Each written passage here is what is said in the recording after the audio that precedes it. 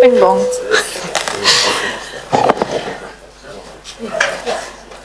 Tēnā koutou katoa, nā mahare mai. Welcome to you all.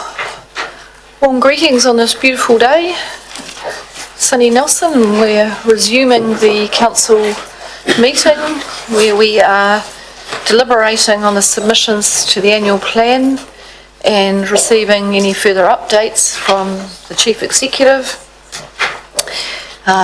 We have the decision still to make on the community housing, and then we have some final wrap-ups to do in terms of decisions that are sitting in within the body of the report for the annual plan. So today we have an apology for lateness from Councillor Ackland. He's going to do his very best to get here, so he shouldn't be too far away. So I'll move that we accept his apology, seconded by Councillor Courtney. I'll put that motion. All those in favour? Aye. Against? Carried. We've got Councillor Fulton joining us remotely. Welcome, Councillor Fulton. Can you hear me okay? Yes, I can hear you clearly. Thank you.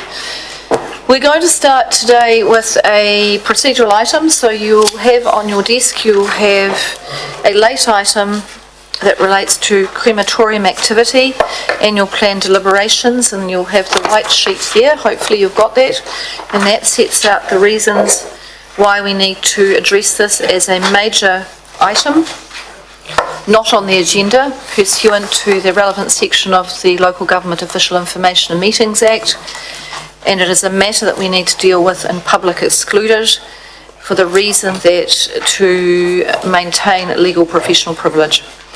So the reason it is needing to be dealt with is set out in the last written paragraph on the first page, which says, in accordance with section 46A 7B2, the reason why discussion of this item cannot be delayed until a subsequent meeting is because a resolution on the matter is required before the next scheduled meeting of the council plan to enable council to complete its deliberations on the annual plan.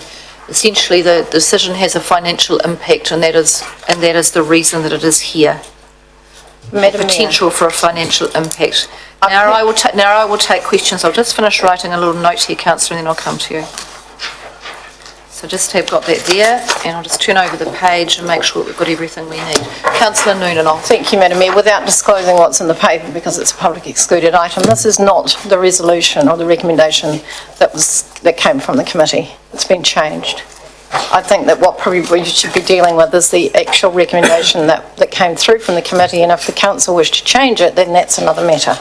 But that is not the resolution or the recommendation from the committee. I'll just give myself a few moments to confer with the governance advisors and Ms MacDonald and see what their rationale is.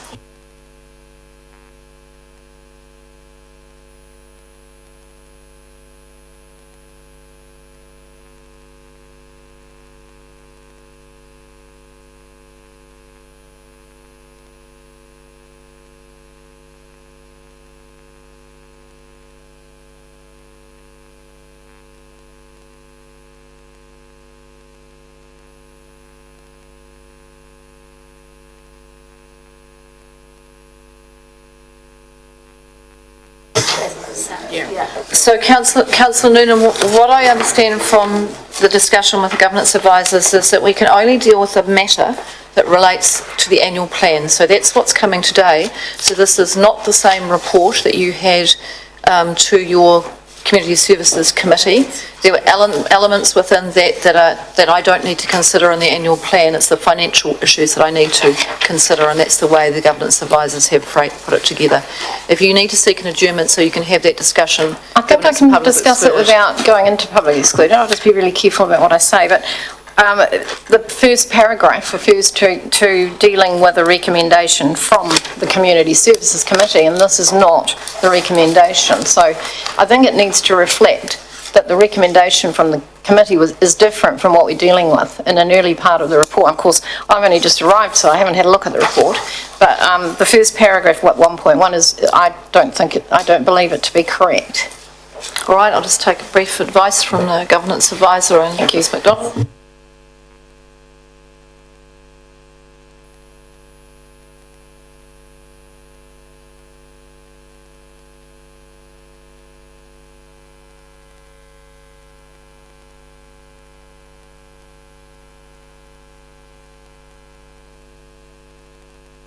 Councillor Noon, I'm satisfied with speaking to the governance advisors that the paper adequately explains the procedural matters, but unless we go into public excluded, I can't have that conversation with you. So what we'll need to do, and if you're not satisfied at that stage, then you can move for us to come out of public excluded and not proceed with the matter. It's what your options are available to you. But the first thing we have to do is we need to decide to consider this as a major late item. So that's the first matter that we have to do. So we're happy to do that. Don't believe I am prepared to do that, so you'll have to find somebody else to do that, because without having conversation, I'm just uncomfortable and it's just been put in front of me. So unless we're going to have 10 minutes to have a quick look at the report and then decide. Councillor Rutledge.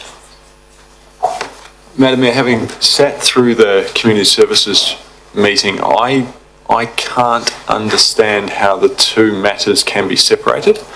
They appear to be absolutely linked, and the decision of one directly impacts the other. So I don't understand how we can deal with just one bit of it, because until that report in its entirety and the recommendation in its entirety has been dealt with by council, what we're doing today could go anywhere. It could be completely superfluous or insufficient or anything. So if I could have some advice on that. The conversation we were having yesterday, I thought we were dealing with the entire matter today. I've received the late item today, as you have, but yesterday we went into public excluded to discuss whether we wanted to bring that today, and there was a general sense that we did.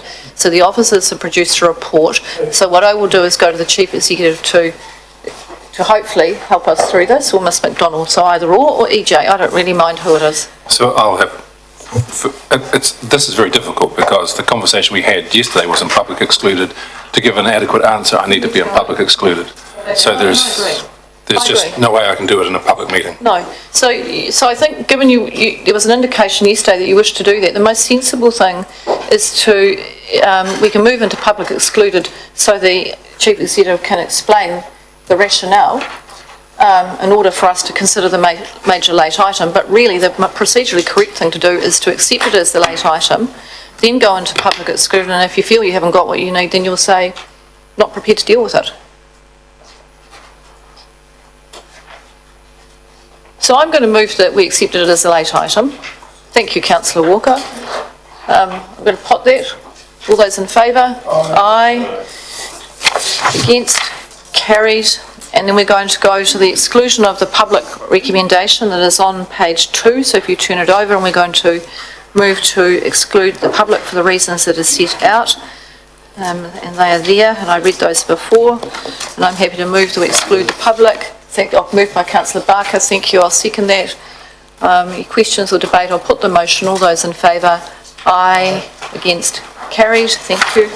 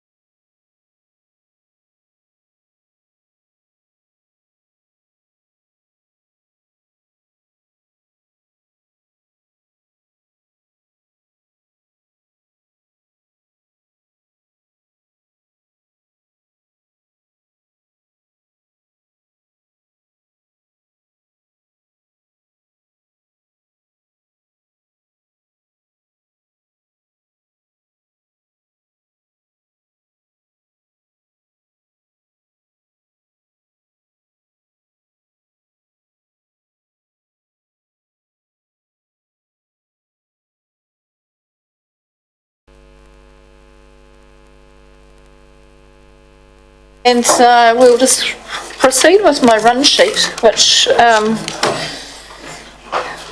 the item I'd now like to deal with is the late item, not the late item, we've dealt with that for PE.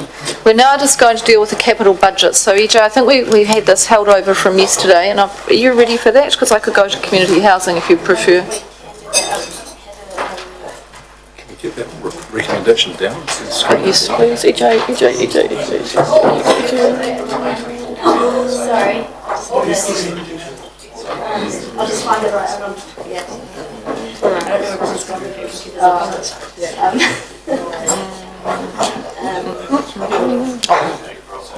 Good one, public anyway.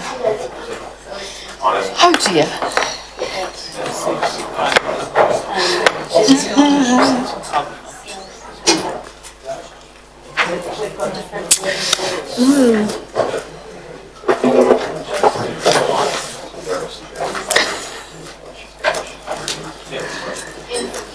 Planning my holidays.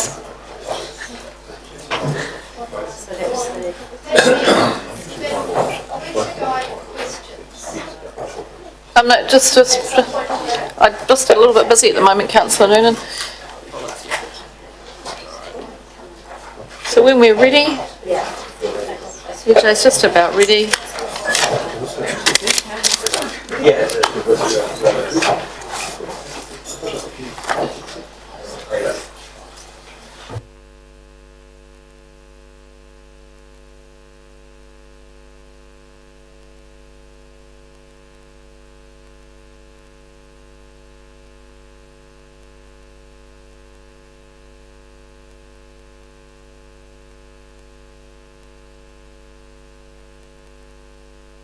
So this is just really, yesterday we were going to do this, but EJ just needed to finesse the recommendation that was in the report, and you'll find that recommendation in the section that relates to, well, it was in the section that relates to the capital expenditure budgets. And so you remember yesterday we had some tabled pages, and so this just records those tabled pages.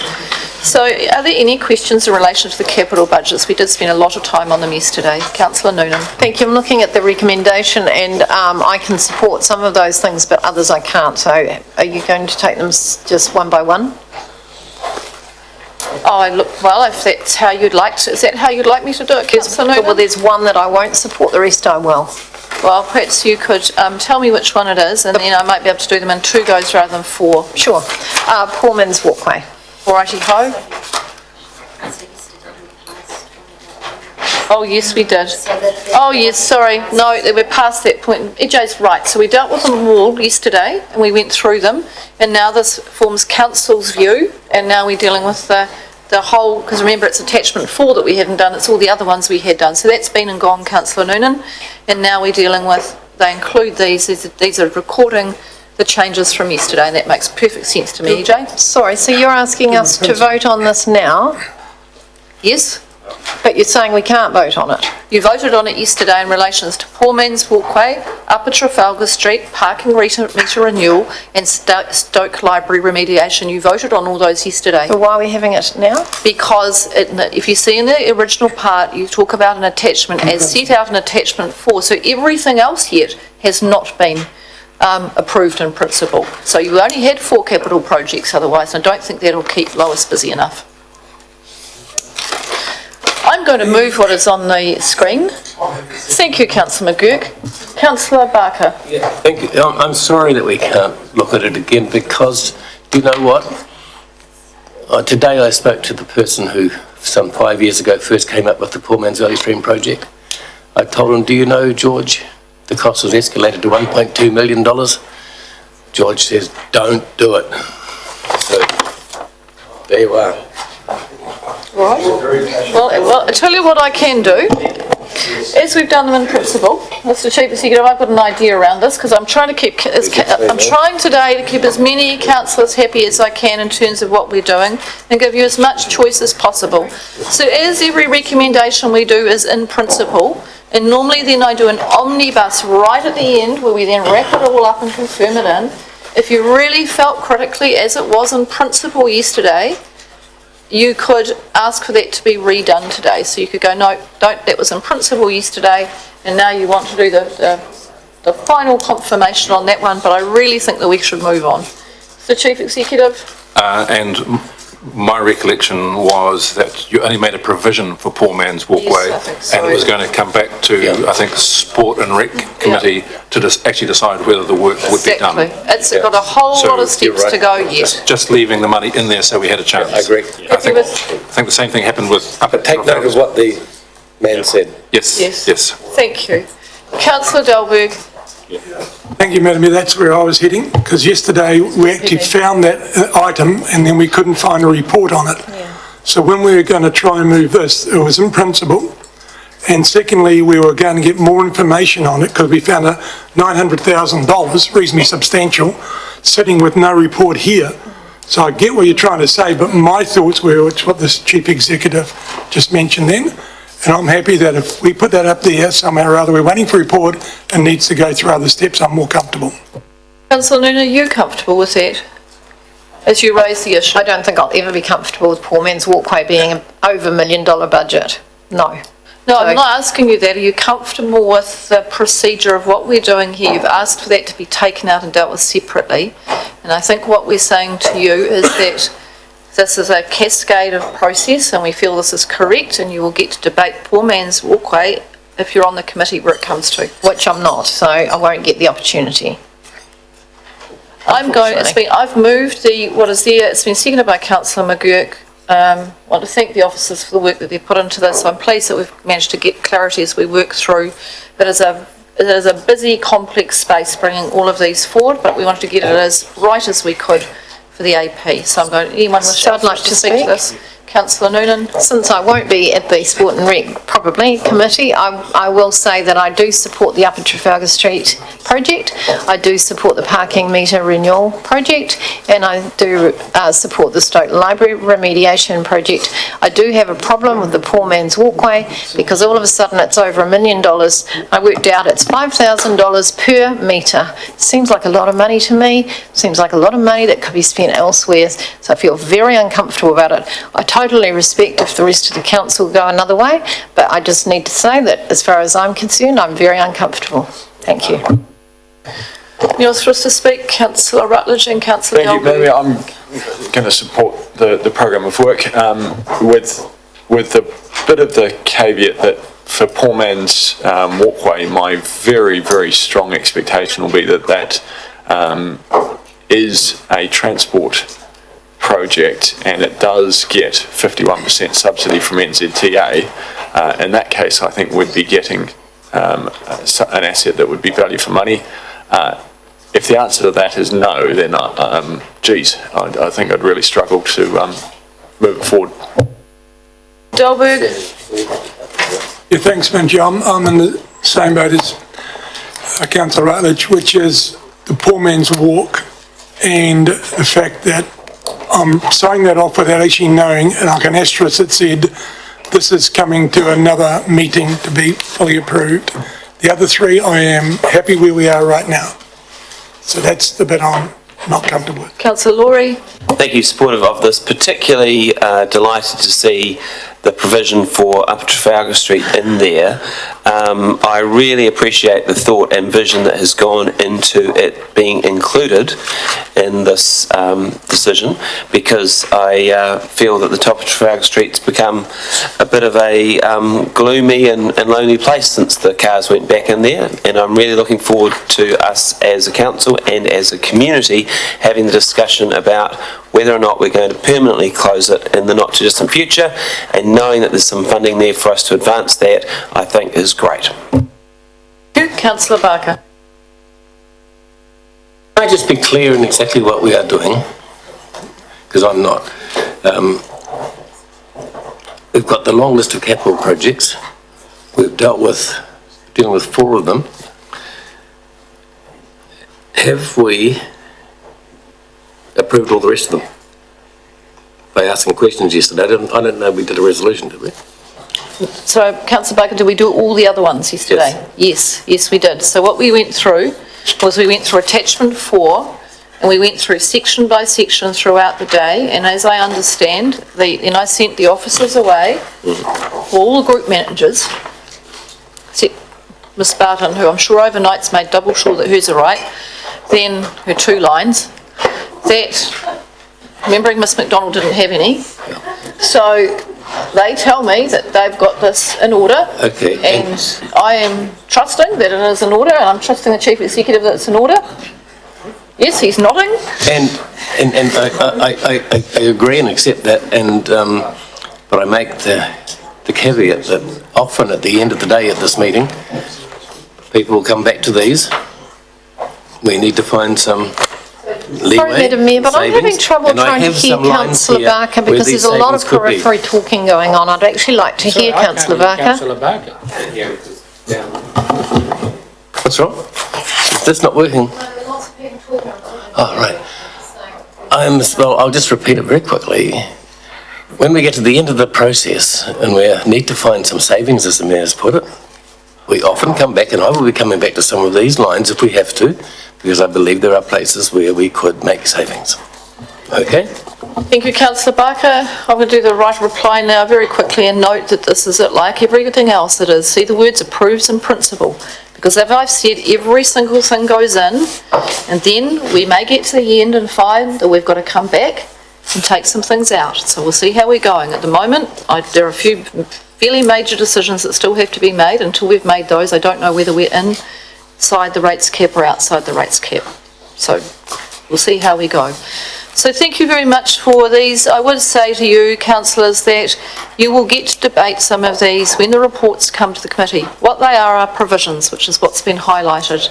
And what you're much better to do is to have had the capital budget and the provisions made there, and that what you may find is that in order to make sure that we've got a decent capital program throughout the year, if you didn't proceed with this one, then you may find that there's another category that you want to proceed with, and you can move it across to that to go to that project. So what we're trying to do is we're trying to get a situation where we have a number of projects ready to go as they get ready for funding.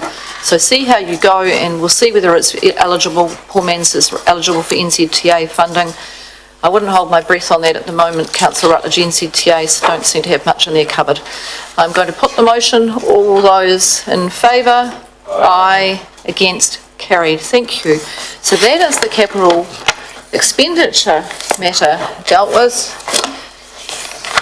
at 3:15, and we're now going to move on to the community housing matter, which you will find.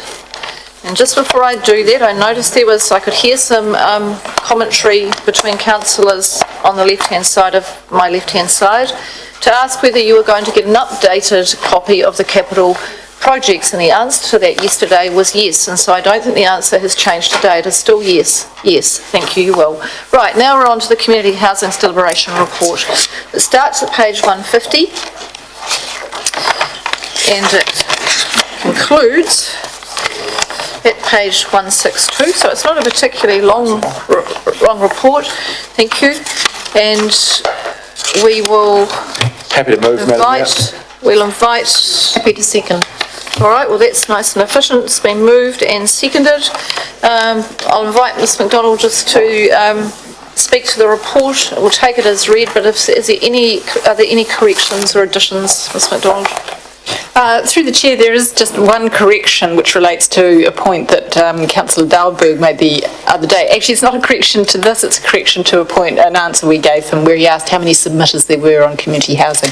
You'll see it says 79 in the report, and we told you 81 the other day. It says 81 on our database, which was miscounting, but Ms Thorpe went through and counted them all by hand, and she got it right in the report. It is 79. Thank you. All right, questions for Ms McDonald? Councillor Skinner. Thank you, Madam Mayor.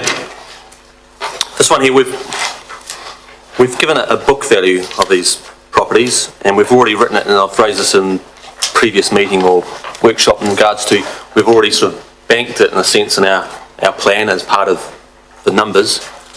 That's at 8 million. So in one sense, if we don't sell them, and I'm not overly fond about the idea of selling them, if we don't sell them, that's going to impact on what we would have used those to pay off debt or rates.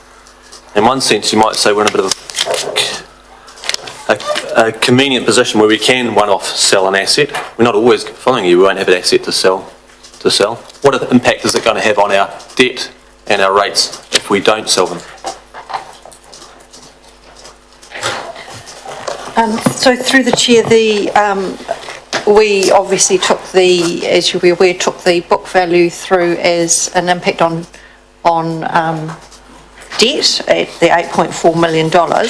The impact in the current annual plan that we're talking about is 230,000, and on an ongoing basis it's probably more like just over 500,000. But I think the issue really is not so much around that being the impact, it's also the deferred maintenance that we need to undertake if we do decide to keep them, and it was the 20 million that we'd need to factor in, which would have to be met by rates because...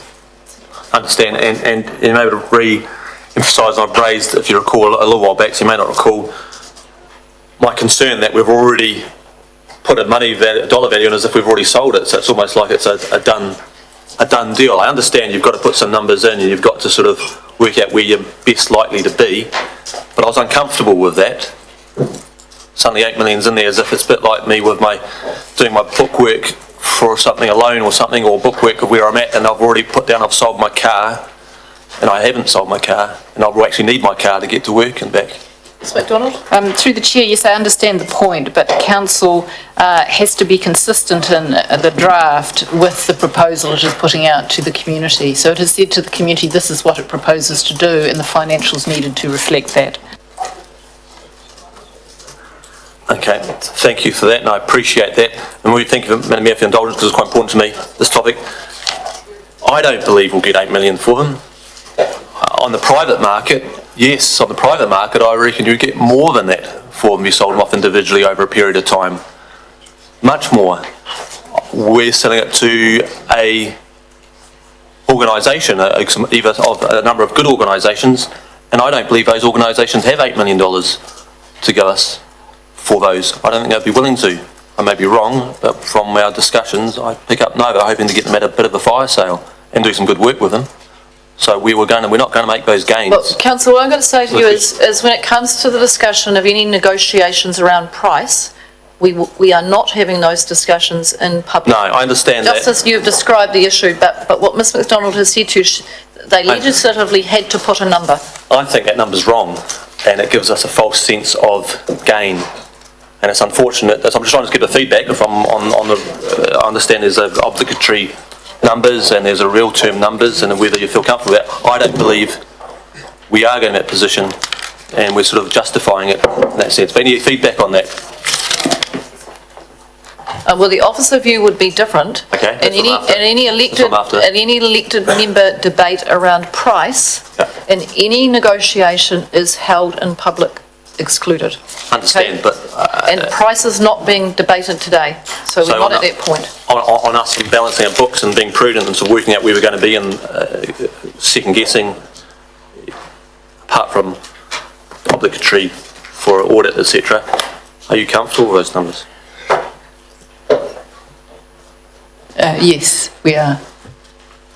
And we haven't had, okay. Thank you for that. I may have a couple more questions. Thank you. And I'm not trying to debate at this stage, but it needs to be clarified in my mind. Thank you. Councillor Courtney, followed by Councillor Walker, followed by Councillor Laurie. Thank you, Madam Mayor. Through to Officer McDonald.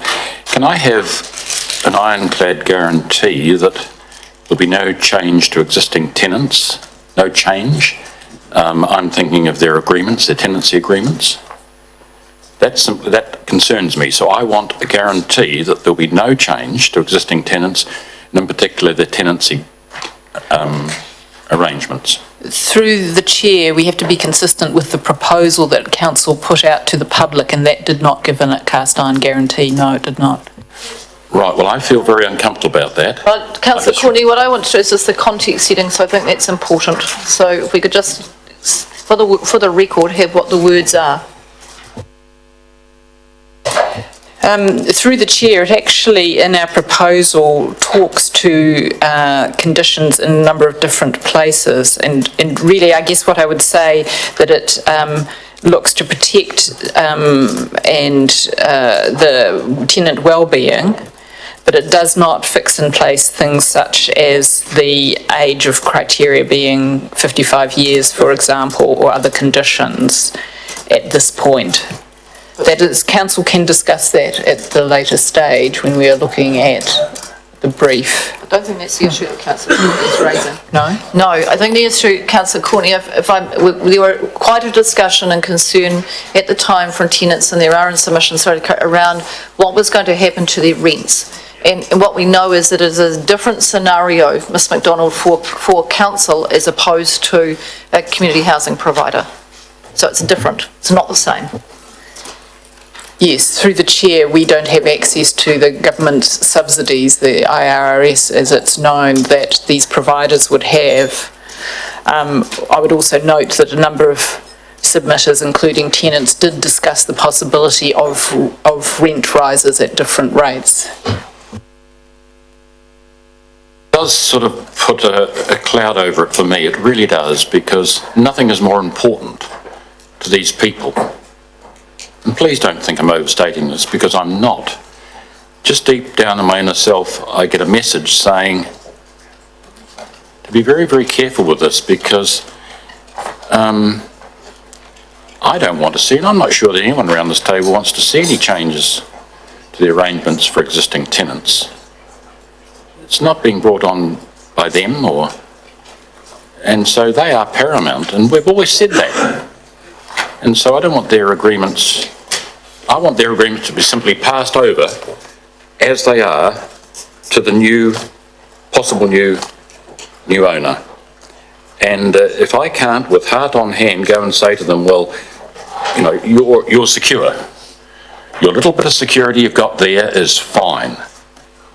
We've looked after you. We can't guarantee that for future tenants, but we can for you.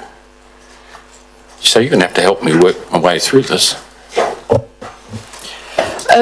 Through the chair, I can't give a cast iron guarantee, but as we've said, the other providers that we are looking to work with are eligible to get an IRS subsidy, which would help the tenants with their rent. I can't tell you exactly what it would be, but the government subsidises it so that there is not that burden on tenants. Whereas if council retains the housing, in order to find the money we are going to need, we are likely to have to consider rent rises, which we would not have any subsidy for. So in fact, in terms of rent, they are going to be far better off with the proposal you've put out than with council retaining.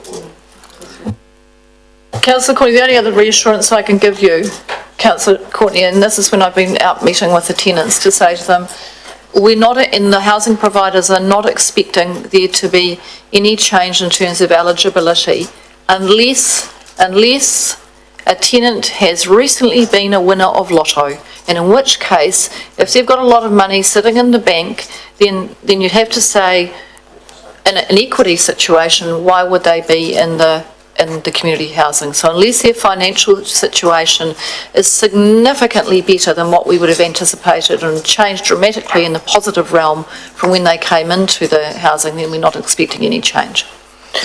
Councillor Walker. Thank you, Madam Mayor. I'd just like to ask some questions about one of the submitters. Is that appropriate time? I've read through all of them in detail, but there is one that made a particular impression on me, and that was from a Michael Homan. And it's page CH8 in the original documents that we got. And I believe that this guy has got a fair bit of experience in what we're contemplating. He says, he supports the divestment, and his support is entirely based on my belief and experience that a well-considered divestment process would result in better outcomes and improved well-being for vulnerable Nelsonians in need of housing. It is critically important not to rely on government agencies such as MSD, HUD or HNZ, as you will only receive one point of view, and equally so you should not rely on feedback from CHPs or other housing providers, as this will also distort your understanding. Then he talks about his credentials. For a number of years I was involved in the transfer of $1 billion worth of Crown-owned social housing into private ownership. I worked on the drafting of the contract, the transfer and then the implementation of that contract. I was also on a specialist advisory team working for New Zealand Treasury on the Crown's divestment of its remaining portfolio.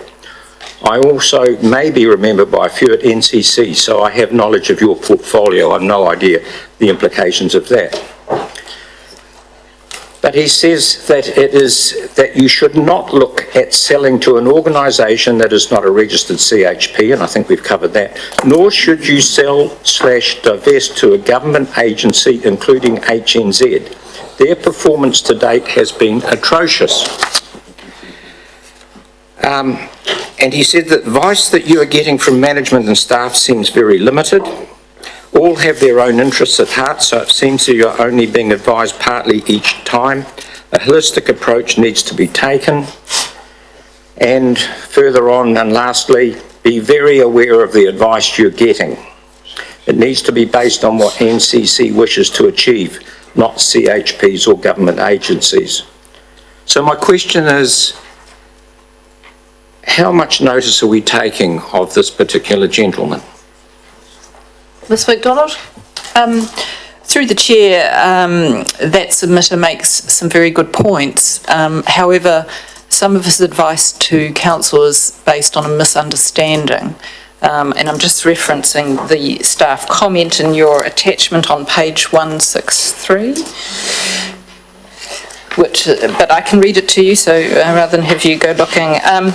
He refers to an ongoing contract, and that does not apply in this case, as council's proposal doesn't envisage purchasing services after divestment. So it was quite a different situation where it was a government looking to purchase services from APL at the end of the process, which is how all of those things that he was saying you need to lock in to a contract worked there, but obviously do not work here. So it was because he was dealing with government that he has then thought that that would apply in this case.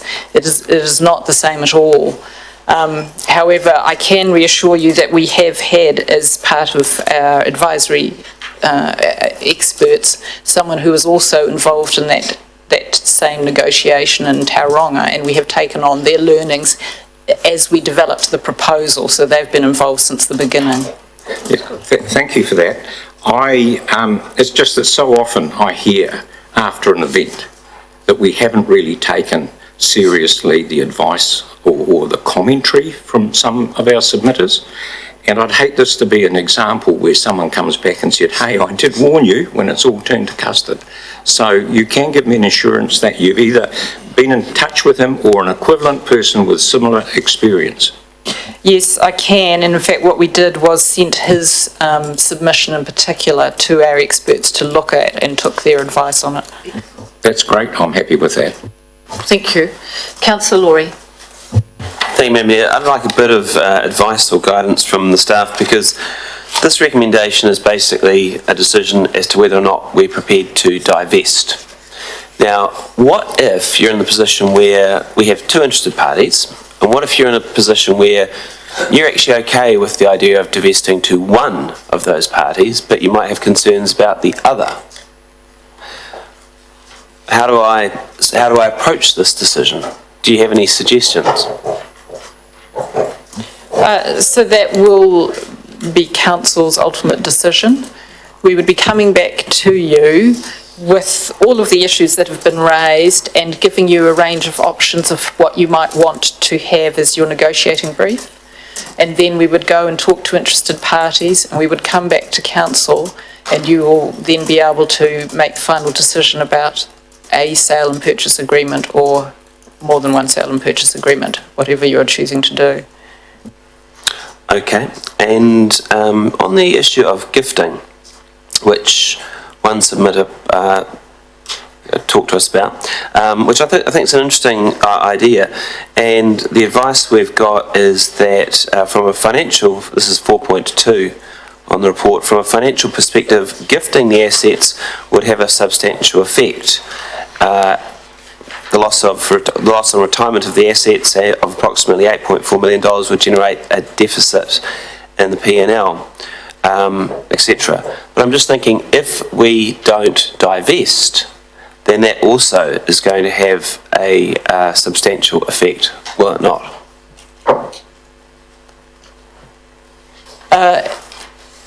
Yes, that is true, that there will be a significant cost to ratepayers if council does not divest. However, there are some legal implications of choosing to give away a large amount of value to another party, and if council were minded to do that, we would have to take some very careful legal advice. I appreciate that. I'm just, thinking it through. I suspect that we may not be as mindful as we should be of the financial impact of not divesting. So that's just something I'm thinking about. My last question for now is on 5.1. We talk about a number of submitters have expressed a preference for council to retain the housing. Whenever I see a number, I always think, how many is that? Can you give us a bit of... Through the chair, the breakdown of the submissions were, there were 40 that wished to stay with council out of 79. Right. 33 that supported council's proposal. The others expressed views, but we didn't feel it was clear enough which option they were supporting for us to make a call on those. Okay. Thank you very much. Councillor Delberg. Thanks, Madam Mayor. So my question at the moment is, on item 2 there, the appropriate level of protection for both the tenant's well-being and the ratepayer's interest. So I'm assuming that's what the documentation coming back will highlight for us? Yes, that's correct. Okay, and that then allows us to, as the councillors, to have dual hats of governance and compassion and work our way through that. My question would then be, how long will that documentation take to arrive if we agree, which base with us, to divest? Through the chair, I can't give you an exact time because we will want to have some legal and other advice, but we're talking weeks rather than an extremely long period. Thank you. Councillor Fulton, do you have any questions? No, I don't have any questions at this stage. I'm just listening. Thank you. Councillor Laurie and then Councillor Skinner. Thank you. So for me, a really big part of this is, where does this decision, if we take the decision to divest, where does it take us in the longer term? Does Nelson end up in a better situation than when we started this? And fundamentally, one of the ways I measure that is by whether or not we will have more community housing than we have now. Are staff absolutely convinced that if we divest to one of either of the two interested parties, that will lead to more community housing in Nelson than if we maintain the status quo? Through the chair, what we are expecting is that that's what will be explored with the interested parties, and we will bring that back to council, and then council will see whether it's convinced about the outcomes or not, and that will be a choice for you at that time. We will bring you back the best surety we can on each of the issues, and you will need to weigh that up then. So we have been talking about this for quite some time, and I know that was part of the thinking from the beginning. I suspect you might have a clearer idea as to whether or not it's likely or not. Is it likely? Through the chair, I can say in my personal views, yes, that's what I believe the outcome will be, that Nelson will get an increased supply of subsidised housing for vulnerable people from this, and this has been one of the key intents of the work. As a result of divesting this property. That is a very helpful answer. Thank you very much. Councillor Skinner. Thank you for that. I've got a couple of questions. And some of these questions I know, Mr McDonald, you've answered very well in the past, but I think it's also quite important in the public arena that they're answered. At the moment, we charge 25% of the income of a pensioner, and if we divest, I understand you may get more houses on the properties, etc. But future, and we may be the fact that current pensioners will be retained or grandfathered at that, but future pensioners or future needed housing people may not get that good rate. Some will get a good rate, some will get a not so good rate. comparatively. Through the chair, I think this relates back to what I was describing earlier, that council's not in a good position to protect tenants from rent increase because we just don't have access to that range of subsidies. And so the partners we're looking at have the best possibility of providing really well discounted rents to those tenants, and that is their aim. That is the whole reason for their existence, in fact. We've contracted it out, and from the feedback from Nelson Tasman Housing Trust and feedback what I've received, that they have been looked after well under this new contract, and we've been able to achieve that, paying $160,000 or $170,000 to this organisation for the housing of 155 people. So we have been able to maintain that. I see a no. Through the chair, that, just to be clear, that is $160,000 extra on top of what can be met from what should be a closed account. Correct. It's 160,000 on top of Correct, all of that. I understand that. And then some maintenance, I get the impression some of the maintenance was being done by the organisation, which weren't necessarily getting done prior. So it's been a win-win for us and a win-win for tenants. And the officers would say that's been a win-win. Through the chair, I think it has been a very good experience, as the tenants have said. I wouldn't want to say that our previous management contract wasn't doing maintenance. No, but I think they were very good at fulfilling the contract as we set it. Yeah, win with improvements, no wins. The other side of it is, and I realise you might be getting more houses on the properties, but once again, they may not go to pensioners. If we chop the property in half and you put two houses on one house, we may retain that original pensioner, but the next person in that, or when they pass away, there's no guarantees that they'll be a pensioner or low-income pensioner. Through the chair, that is something we'll be bringing back to council to decide what they want to set as part of the negotiating brief. But we can't really concretely demand that, and then those have come to us. I believe there are legal mechanisms for you to lock that in if that's what you chose. That's part of the discussion for the next I didn't get that impression from the submitters, but okay. And no, thank you for that. Councillor Courtney. Thank you, Madam Mayor. Through to Officer McDonald. I want another ironclad guarantee that the money, the 8 million, the supposed amount, whatever it might be, let's say 8 million, that we're setting aside to reinvest with another community housing provider to provide more accommodation going forward. Can we have will there be a mechanism in the agreement that for setting it in stone, that money remains for that purpose?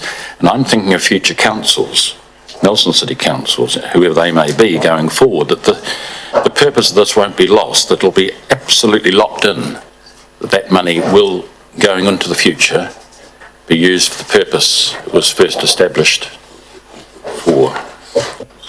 Through the chair, it is really for council to lock things in or not, rather than staff. I can't give that guarantee.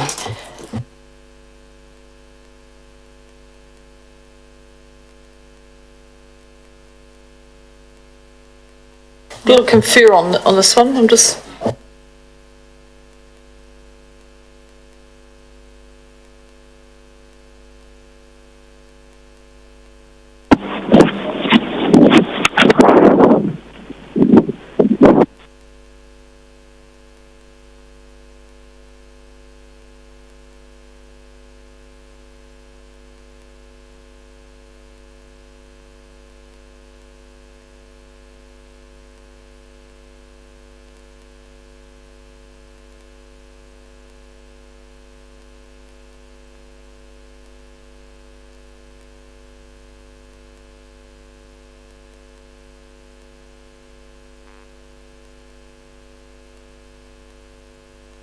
Councillor Courtney, it's a good question, and because it's a good question, the Chief Secretary has got a very good answer for you. So we think it'd be very hard to provide a 100% guarantee, but one option we think would be that you incorporate the guarantee within your standing orders. And standing orders, I think, require a 75% majority of council to change. So I think that would be probably the best that we could do in terms of that guarantee. But we can, that's from my experience on the Kapiti Coast, but we would need to check that out. But that's That's my thinking. So that's to make sure that your Thank you. reserve is for the purpose of community housing. Well, I'm pleased you're looking at it because it is very, very important. Councillor Rutledge, then Councillor Laurie. Thank you, Madam Mayor, through you. Just following up on some previous questions. Is there anything that council does where so much benefit flows to so few people? Yeah. Croquet.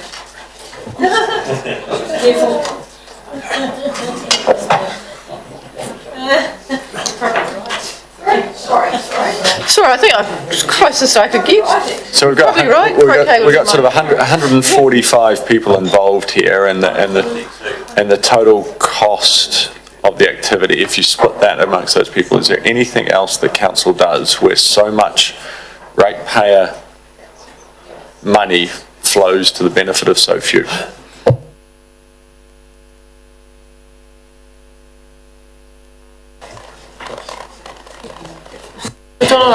Through the chair, I'm having difficulty thinking of another example for you on the spot. Okay, thank you. Any other questions? Councillor Laurie. So I'd actually like to respond to that. It benefits the people who live in those houses. It benefits their family and whānau.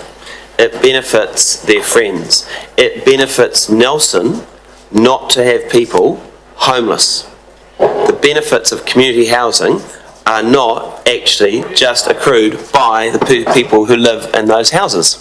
That's why we have community Are we housing. question or are we questioning? A question? Did you know that? No.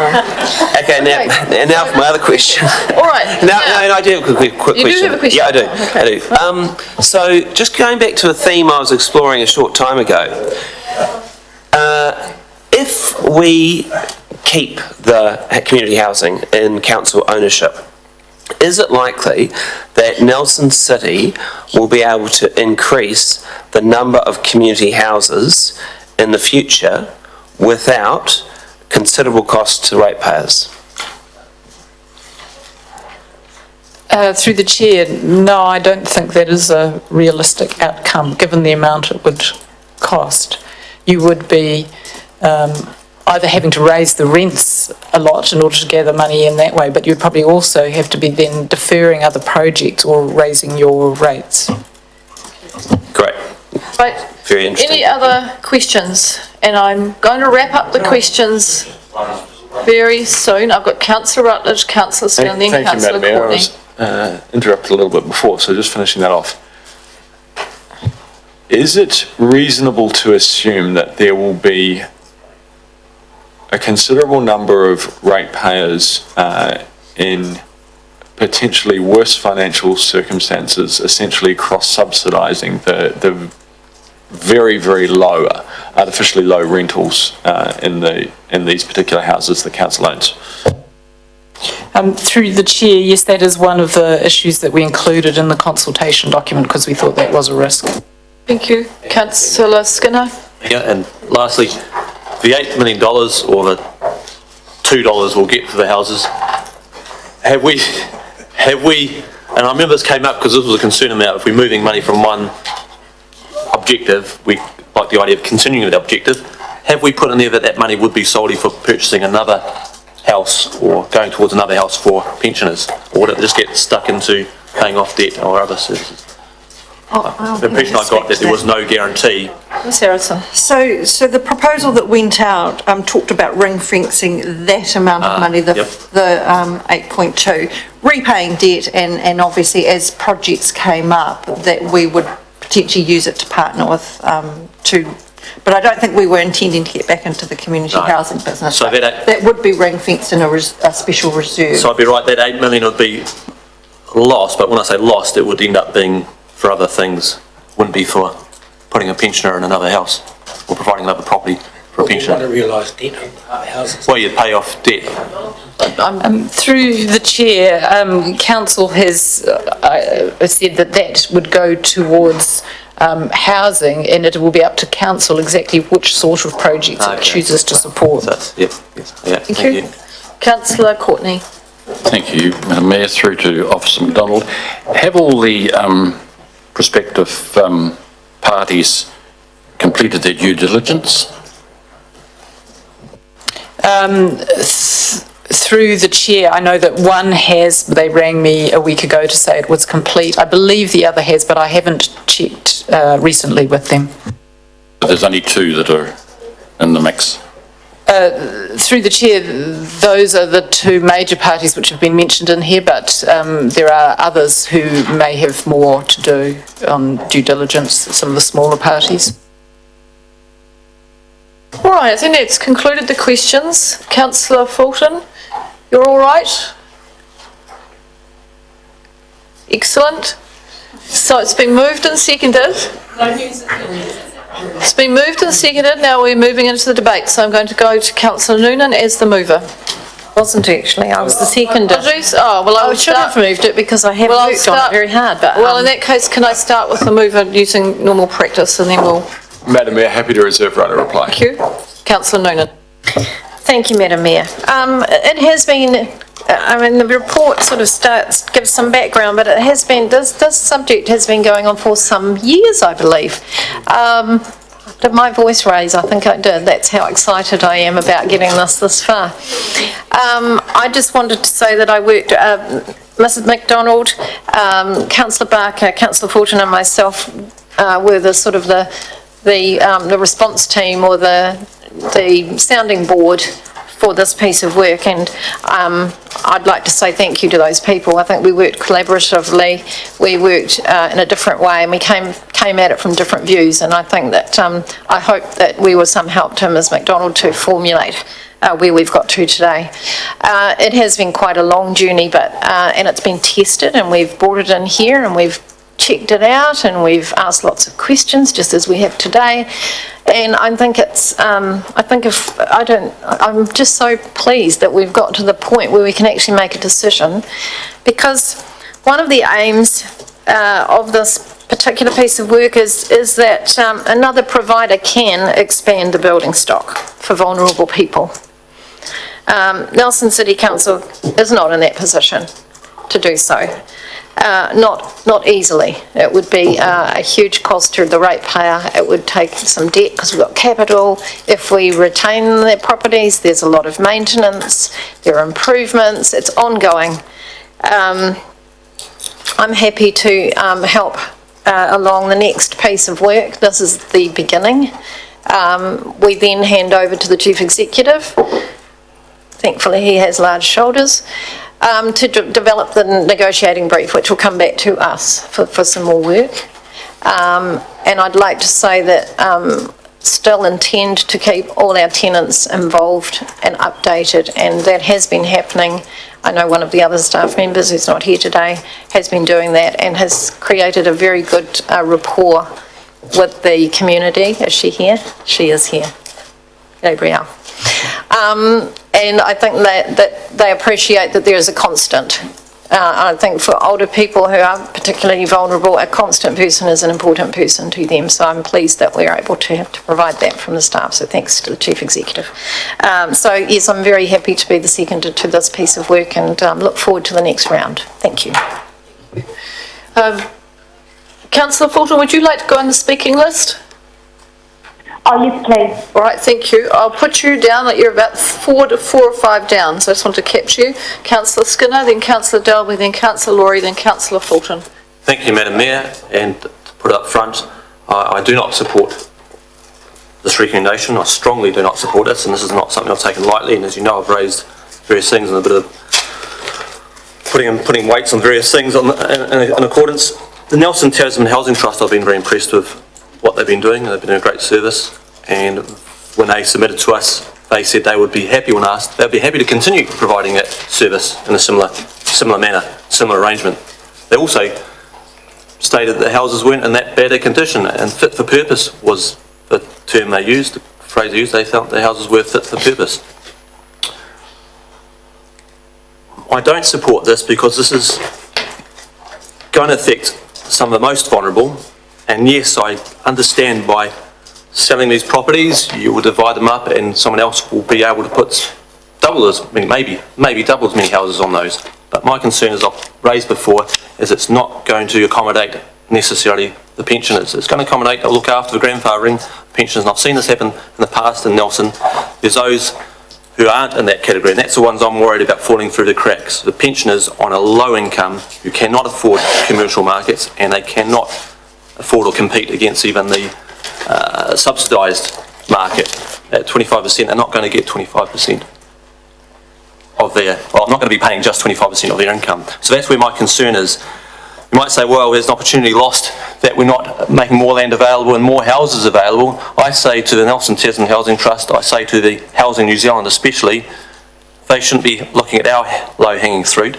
They should allow us to continue, maybe at a cost to the ratepayer, to continue housing the vulnerable pensioners, and they can pick other land and add to that housing stock, not relying on ours. We've got our housing stock, there's no more necessary additional housing stock to add to that. We may be saying, well, shivers, there's some ratepayers are subsidising the pensioners, and I understand many ratepayers are in difficult situations, hard enough paying their own rent and mortgages. But we seem to be debating the fact whether we pay $248,000 towards housing marmoset monkeys. These are 155 people, pensioners, vulnerable pensioners, and yet we seem to be, I don't know, I get the mood around the table, seem to be quite swiftly going, no, let's offset that, divest. Why should someone else subsidise their needs?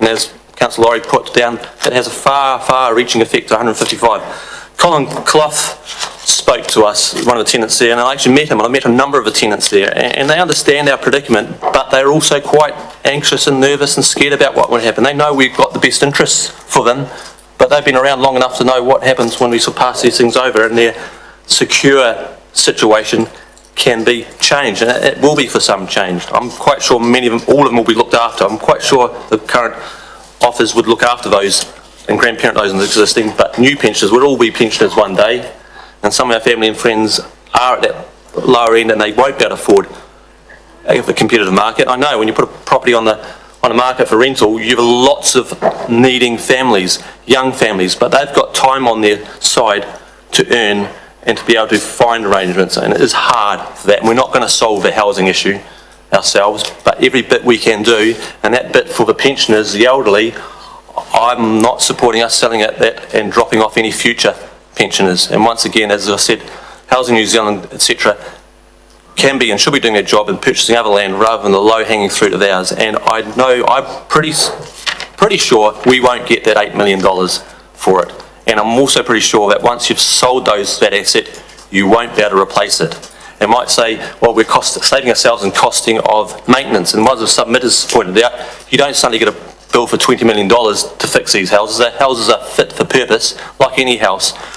Maintenance comes over time, and some you may have to demolish, some you might repair, some you'll extend to better update, but in reasonably good condition. And if you divided that $20 million over the next 20, 30 years per household, you're only looking at a few $1,000s per house for that maintenance of $20 million. It's not a sudden, that's a fear here, is that we'll be bundled tomorrow with a $20 million bill. That is not the case. If you look at after your own house over 10, 20 years, you'll be surprised how much money you spend on it. And these are an asset, once they're gone, they are gone. And the other thing, with those assets, that land was very cleverly and purchased by our forefathers, you may say, because of its location. Those houses are in places close to the centres like Stoke and the markets, and they're there for pensioners. Once you displace those pensioners and add other those on various low income, we won't be able to get a house like we do on Nayland Road or the houses on. I understand that. This is quite important. Thank you, Madam Mayor. I know, indulge me on this. Those places they might be quite valuable to sell off, but they're in very good locations for saving transport access to the needs that pensioners have a specific need. So I'm not supporting us selling it. And if you're worried about saving 170k, plus I understand there's maintenance costs, etc., and I understand that if you with a fire sale, you'd have some money in the bank which will pay off some other things, but that money will get lost. You won't be getting $8 million, but assume you got half that will soon find areas to be lost and you won't get it back. So no, this is an important asset. The assets do require some maintenance, and I'm very impressed with Nelson Tasman Housing Trust and what they've done there. I'd like them to continue.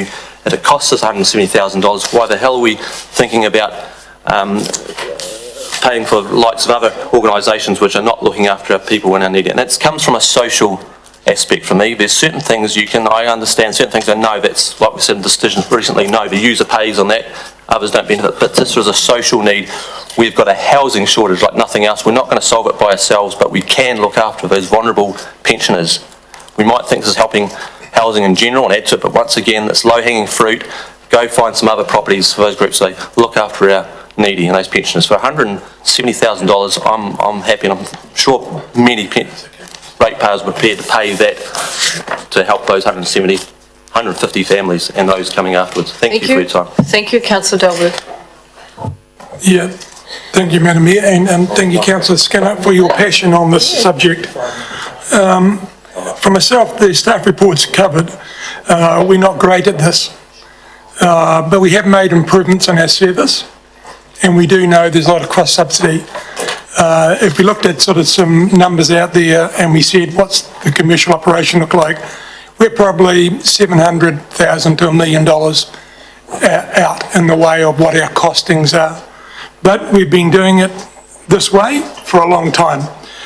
And what I really want to look at the moment is the tenants' well-being and ratepayers' interest, that combination we've mentioned in the recommendations here, and our dual hats as councillors of governance and compassion for those really in the need. And that's a two-sided again. I notice in our council vision we have valuing each other, we have showing respect, we have compassion, but we also have good stewardship for the council as the other part. And that's why we sit around here making tough decisions. Now, I think at the moment if we're looking to, that's our decision, to put this in the hands of a professional group that manages properties, who can build on that source of the community in our pension housing. I myself think that's a better outcome. I look forward to many more new houses, new design, warmer, drier and healthier, which are the options you've got now with your double glazing and all the bits that make somebody's house and the cost of running those houses cheaper, which again will be better for their budgets. The older ones need replacing, but they also need to deal with consideration of the tenants. And I'm sure there is worry about that, but Nelson Tasman Housing Trust have already done that, where you take some old government state houses out, 3, and they've put 6, and we've got people in, and you can manage that if you do it properly. So to me, what happens to the homes and the tenants can be addressed under the new documentation. And for me, the key here is the skill of us as councillors, making sure we're giving consideration of putting that documentation right, and we're doing the bit of compassion and governance is what we were asked to do. I think divesting is the best option for everybody. Thank you. Councillor Laurie. Thank you. Increasing inequality, a changing workplace, a growing population and an ageing population mean that in the future we are going to need more community housing. In fact, we need more community housing right now. So for me, this decision is all about, will adopting this recommendation lead to a future where Nelson has more community housing? And I'm going to support it because I've been convinced that it will. The needs of our tenants right now are vitally important, and how we treat them, I think, it tells everyone a lot about this council. And I think so far, from what I understand, we've been doing a good job. So it is vital that we think about their needs and we treat them with respect and we help them as much as we can. But we have to think about the future as well. And in the future, there are going to be, because the reasons I listed before, more vulnerable pensioners who need support with housing, not fewer. And unfortunately, even though part of me wants to just hang on to what we've got, I don't think that the status quo and the maintenance of the status quo is good enough in terms of making a decision for the future of the city. So I am supporting this. It's not an easy decision to make. It is based largely on faith, based on what we've heard from experts, but what they've told us so far makes sense to me. So I'm going to vote for this, but also I want to point out that this isn't a done and dusted decision right here, right now, because this is all a decision that is based, we have to reach an agreement that achieves, in council's assessment, an appropriate level of protection for both tenant wellbeing and ratepayer interests. So we're not making the decision right now, absolutely.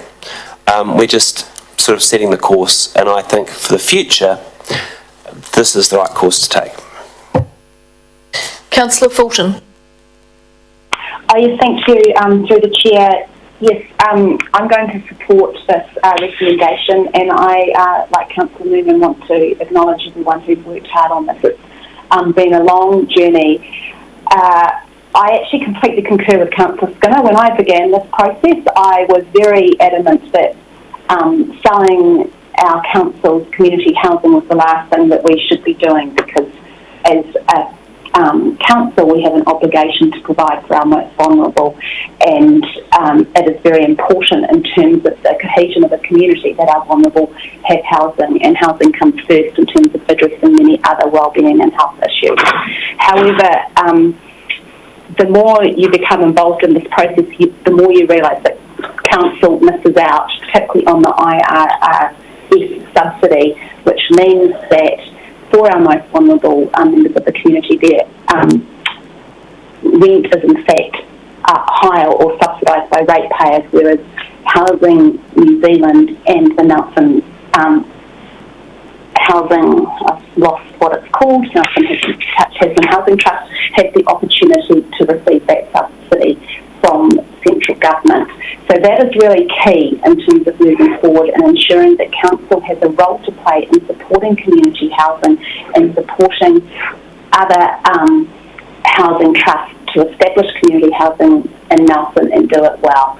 I think that we know that there's a good track record here. We have the opportunity to create more sustainable housing models and to create housing models which include a sense of community and wellbeing, so that there isn't that isolation, people living in a small house on their own. We need to look at creating community spaces, whether that be via shared gardens or a shared community house, and I'm really looking forward to hearing back and exploring some of these options into the future, and council playing a role in that. So I'm going to support the recommendation, and thank you to the staff for their hard work on this. Finally, I just wanted to acknowledge all of the submissions we've had. I think they were very helpful, and the concerns raised by the community are concerns which we all share, or the majority of us share. I certainly share them, and that is why we're going through this process very slowly, step by step, and ensuring our existing tenants are well looked after. And I just wanted to also note that pensioners are not the only people who need social and community housing. There's a strong need across all ages for community housing. In time, what we do know is that people who receive a pension or a superannuation are often receiving a far higher benefit than people on before they reach the age of 65. So some of our most vulnerable members of the community are in fact those aged maybe from 55 to 65 or younger, if they have mental health issues or physical health issues or disabilities. So it's important to understand that there are multiple reasons why members in our community are vulnerable and need financial assistance for housing. Thank you, Councillor Fulton. Councillor Courtney. Thank you, Madam Mayor. I'm going to support this. I don't find it easy to support it, but I'm going to, because my basic belief is that housing is a basic human right, and it brings security to the individual, the family, and so it is extremely important, and I've really appreciated today the tone of the debate. It's been calm and considered, and that's what this topic deserves. You need to have a strong community. You do need to have some community housing as well. It forms part of the foundation, and it is incredibly important. But I have every confidence that this is going to be handled correctly because of the officer in charge, Officer McDonald. I sense from her a caring and treating it with great importance, this particular task, and thoroughness. I admire too. So that gives me a whole lot of confidence that we are going forward and that we are, as a council, genuinely looking for a way of providing community housing for this community that is sustainable right through into the future. And that's absolutely paramount. But as other speakers have said, if we've got to look after the security of the tenants, and I have confidence that our management team will put that in place. We've got to some way cement in the whatever the funds are that we get from this possible sale, that they will be used on into the future for community housing, and this won't be forgotten in decades to come. So I'm cautiously supporting it and optimistically hoping that we will come through and make a sound decision in the interests of those people that really need this type of housing. It's so important, so important. Councillor Barker. Thank you, Madam Mayor. I do believe we are a caring council. I do believe we cared many years back, when we introduced a cap on the rents that we could charge our tenants. That was because we cared. But at the time, that was affordable. And over time, as these units have aged and become more vulnerable and require more work, our budgets just did not allow us to keep up the work that was required when we had the cap on rents. And I think as a caring council, we need to consider our whole community.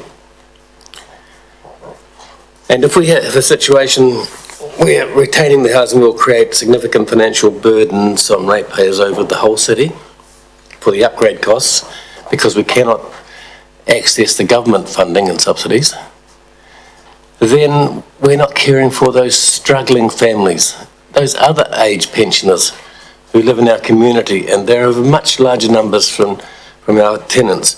And that is why I believe a few years ago we reached the decision we have to find a solution. And I think we've done a damn good job of investigating it, finding a solution, setting up a team led by Nikki, and doing a very meticulous job of checking everything out and getting us to this stage that we can fairly see a way into the future where we can still have community housing. We've got some controls going through, yes we will, to whoever purchases it. There's commitments that'll be made, and we will have the money that we can require, that we will be requiring to be used appropriately for community housing. But I think that we have no choice unless we're going to either put up the rents, and there's going to be a scream and a yell about that, or we do this and someone else, I know we're being devious I suppose, but someone else will then meet all those maintenance and upgrade and other costs. And it's not fair on the total city and all ratepayers to retain these in the form that they are. Something had to be done. I support this. Deputy Mayor? No? I support division. We're not quite at that point yet, but we will have one.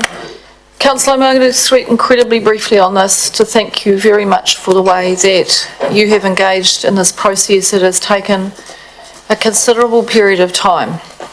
I think the first discussion I had with Ms MacDonald would have been 9 years ago. 9 years ago. So it's taken quite a while to get to this point. In that 9 years, the pressure has only grown on the housing situation in Nelson. And social housing is critically important for a caring community. And I endorse Councillor Barker's comments, who's been involved with this for a very, very long time. This council has a history of providing for the least vulnerable in our community, for making sure that people can have a roof over their head. And this has been challenging for us because ultimately we've got to the point where we have recognised that the supply of social housing in Nelson is inadequate. And we've said, what can we do to help? And what we've concluded is the best way we can help is to provide opportunities through our housing stock to grow more homes for more people who need them. I would dearly love to have been sitting here saying to you that my discussions with various ministers of housing had provided opportunities for us to be eligible for income-related rent subsidies. Believe me, I have asked, as have many, many mayors around New Zealand. I would love to be sitting here saying to you that my pleading with various ministers of all colours of the spectrum had been successful in achieving the access to capital grants for councils. But they haven't been made available. And I could sit here for another 7 or 8 years, and maybe next year will be the year they come along, but the demand is so important to meet that we get started on this process. My preference would have been that we were able to partner. My very strong preference is that we had access to the income-related rent subsidies, we had access to the capital grant subsidies, but in legislation we don't. And so when we're faced with the alternatives, I think the best thing we can do is provide opportunities for the people who have the capability, the skills, the access to the financial levers that I've talked about to actually grow that housing stock. But I just have one more message, and that is to the tenants of our housing. And I want to absolutely reassure them that their well-being will be at the centre of all of the decisions that are going to follow from here. Councillor Rutledge, right of reply. Thank you, Madam Mayor. Through you, early in my first term of council, this issue very quickly jumped out as being something that was just untenable to continue, that we had to do something about the situation of our social housing. I want to congratulate everybody involved in the huge amount of work that it has taken to bring this to the point we are today. Councillor Laurie is absolutely correct. This is just the next important step, but just another step along that journey, and I'm very glad that it has come through as we are. The Mayor has explained how she has been advocating very strongly to turn around the bit of an anomaly in the system around councils not being able to access some of the subsidies that everybody else can. But there was not a dime in the budget to alleviate the situation. So our current situation remains untenable. We have had very, very clear evidence put in front of us about the financial position that we are in here and the impact of this on our whole community of continuing the status quo. Not to progress this would show a complete lack of financial acumen, and it would show incredibly poor governance. And I'm confident that this table is not going to be in that box, and that we're going to make the right decision today. This is the decision of a caring council. This, I very strongly believe, will result in more housing, better housing, ending the cross-subsidisation of people who are in equally or worse positions, and is a really great decision for the future of Nelson. A division's been called, and I'll just note that Councillor McGurk has left the room due to an interest in relation to this matter.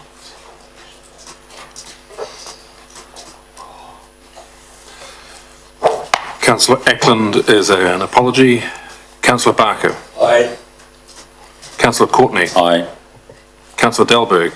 Yes. Councillor Fulton. Aye. Councillor Laurie. Aye. Councillor McGurk was a conflict. Councillor Matheson. Councillor Noonan.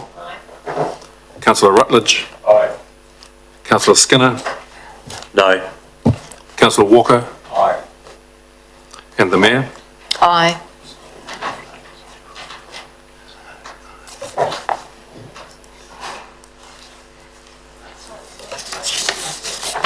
Thank you.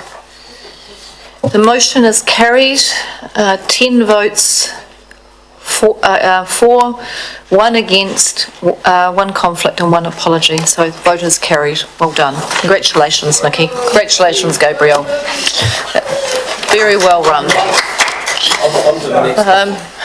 Councillors, I'd just like to take just a 5-minute, very quickly, 5 minutes, and then we'll come back to conclude the annual plan deliberations process.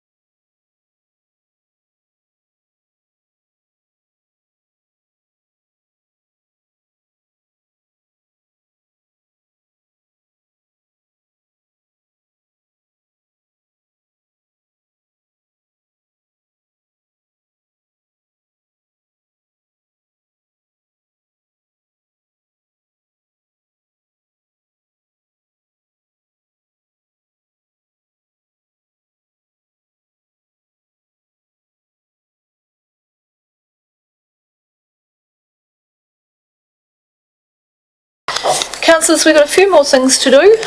We've got the recommendations around climate change to attend to, and I had emailed you before the commencement, I think, of the meeting, which I think was on Tuesday, so it must have been Monday night, to give you, as I do, so there's no surprises about how I'm going to try and approach the meeting.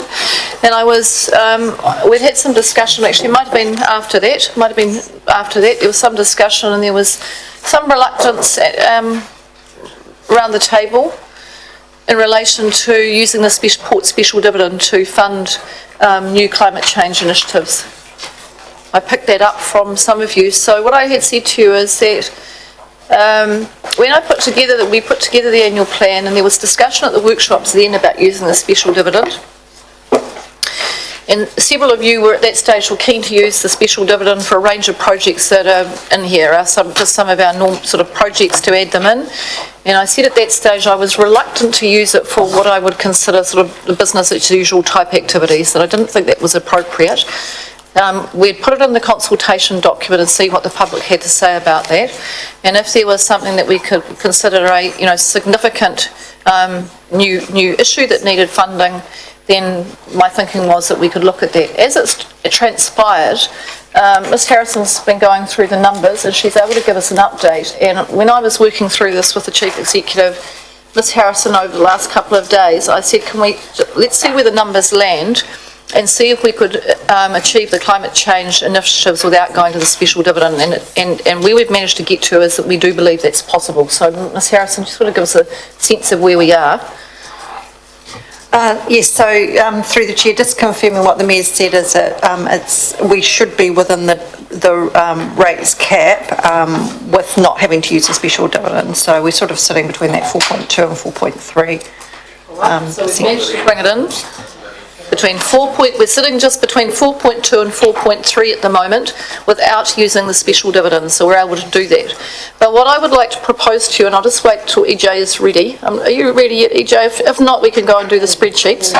We're nearly there. So what I'm going to propose to you is, and EJ's doing some wording around that, is that what I would still like to do is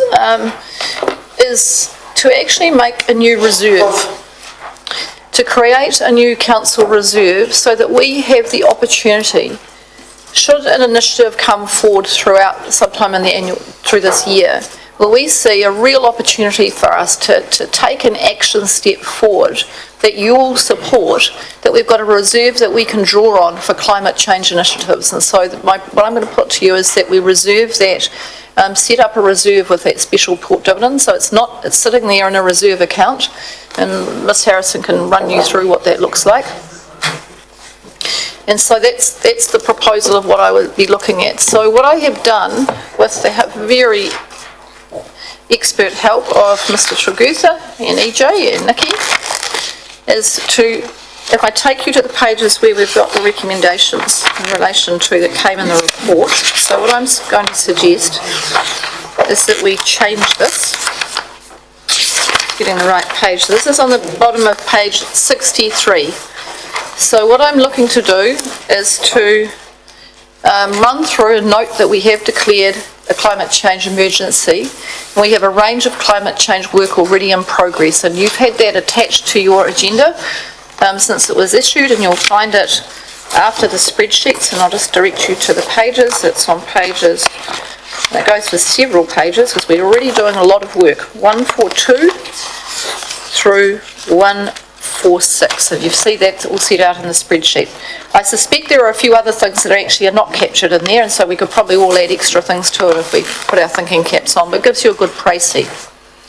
And we agree that the current and proposed work program will be supported through engagement with the community. So one of the steps in the climate change declaration that is critically important is community engagement. It's working with your community, and this is picking up very much on that theme. And we'd had several submissions that talked to us about the suggestion that we set up a climate forum, similar to the biodiversity forum. Not exactly the same, but similar. And that's a forum where we have business, we have science providers, we have community members, community organisations, we have iwi, we have councils, we have both TDC and NCC coming and sitting at the table and working their way through some of our biodiversity issues and working towards a strategy and an action plan. And it is that collaboration that I believe is going to be critically important for us taking the steps forward as a community in relation to climate change. Or climate action, I should say. So what I'm suggesting is that we approve a total based on the officer's report. So the officer's report had 254,500 for climate change initiatives from general rates. So it's not coming from the dividend, it can come from the general rate. And it's comprised of setting up a climate change forum and a climate task force, and I can speak to those a little bit more detail in a moment. The appointment of a new climate champion within the staff, and to fund the $100,000 that was specified in the annual plan consultation document. So you'll remember that we already had $100,000 in there, and that was set out in the front of the consultation document, and you can ask the staff about those specific projects as to what they were as we go through. And then, so that's the first part. Now the next part is something new, and a reflection of the fact that one of the challenges that I find very much is that people come to see me with incredibly good ideas, really, really smart thinking, this type of thing that the smart little city should be able to support, but there is no money for us to do that. So I have several business entities, research providers coming with ideas about things that we could be doing. You may well have ideas that you have about things that we could be doing. Councillor McGurk and I had a conversation in our catch-up at 1 o'clock about an electric bike initiative that we could be doing. And we looked through those things, but there are no budgets for them. Previously, we've had a very small and we may still have it, Special Economic Development Fund. It just gives us some flexibility. But I'd like us to have some more flexibility when it comes to climate change action and initiatives. So what I'm suggesting is that we actually take the Port special dividend and you keep it in a reserve for possible climate change initiatives, so things that might come through the year. To do that, we have to acknowledge that it is doing this would be inconsistent with Council's investment policy, and we know that because we talked about that the other day, which says that this special dividend only is used to repay debt. So for this year, we'd say actually we've had submissions saying to us, yes, Council, we support you in addressing the urgency of climate change action. Thank you, we support you, but we don't think you've provided sufficient funds to do that. Now, I think we've provided some more funds to set up the engagement and the leadership within Council, but what I know is if they come up with some really good ideas, we're still not going to have anything that we can support action steps. So this is my suggestion of a way to do it. So that goes on to explain what it's for, which is intent to provide for climate change initiatives that may arise out of the annual plan process that will require funding during the 19-20 year, and we may have to tinker with that wording a little bit yet, but I think we're getting close on it, and that the special port dividend is an appropriate funding source for these actions. We agree that this is an exception to the investment policy, and that's, Mr. Tregurtha has told me that's a piece that we have to state, so we have to note that, but we're not making a change to the investment policy, so he'd like that in there. I'm happy to pause for a moment, Councillor Rutledge and Councillor Dalberg and Councillor Noonan if you'd like me to. But I don't want to keep talking while you're talking. The challenge, Madam Mayor, is that we've just been given this right now to read, and I need a bit of thinking on this. So how about you listen to my commentary, and then what I'm going to do is pause and let you to read it. So I'm just talking you through it because I thought that might be helpful. So the investment policy needs to be in there. That's part of the statutory requirement to say that if you're going to do this, but you're not changing the investment policy, right? So that's a policy that we set up in the LTP, and if we wish to change the investment policy, I think we'd have to come to your committee, Councillor Barker, wouldn't we? I think that's where that would come from. Yes, it would. We agree the proposed actions are funded from the reserve will be subject to approval by Council. So nothing can be spent from the reserve without coming to Council. It comes through for approval. And we note that the approved funding for climate change initiatives will enable preparatory work that supports meaningful community engagement and ongoing council decision-making on climate change. So the purpose of this, as the Deputy Mayor has said when we went through the declaration, is that we are at the start of a journey. And that journey must start with our community at the table to have the conversation with us and to be able to work with us in collaboration. So it's setting up that process and very much the start of a journey. However, the middle bit at 6, 5 and 6 is because I've actually got a lot of faith in this community. And I think when they come and sit round the table and they start thinking about what is possible and what we could be doing, I have got a lot of faith that they're going to come in here and they're going to have some really good ideas and some actions that you're going to want to support. And what I want to make sure is that we have got a reserve fund that if they do that and you support it, you can enable them to get on and do some things, or enable us to get on and do some things that we think are important. So that's essentially where it is. So I'll give you a few minutes to read it through, and then we'll come back for questions. So I'll give you 5 minutes to have a look through that, and then we'll come back for questions.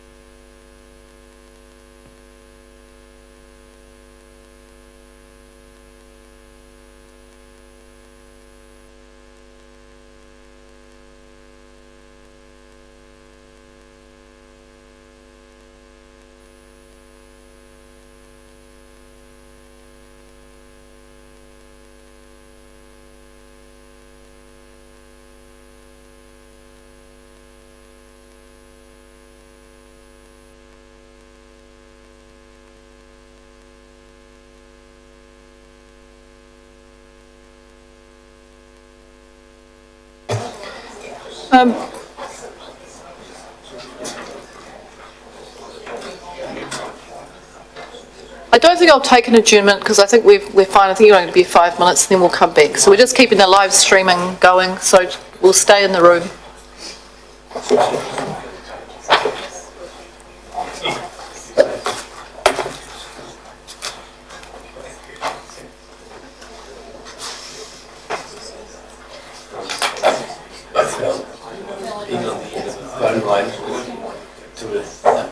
Well, we have emailed this to Councillor Fulton. Yes. Councillor Fulton, I'm just checking that you've got the email with this attached to it.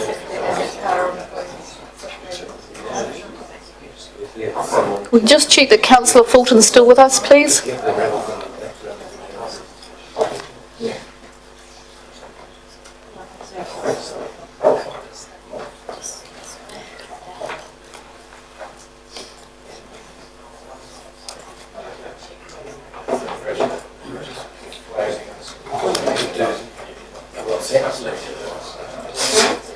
Why? You better come talk to Chief Executive. So yes, yeah, we're just putting it to Hi, this is Kate. Leave me a message or send me a text. Thank you. Bye.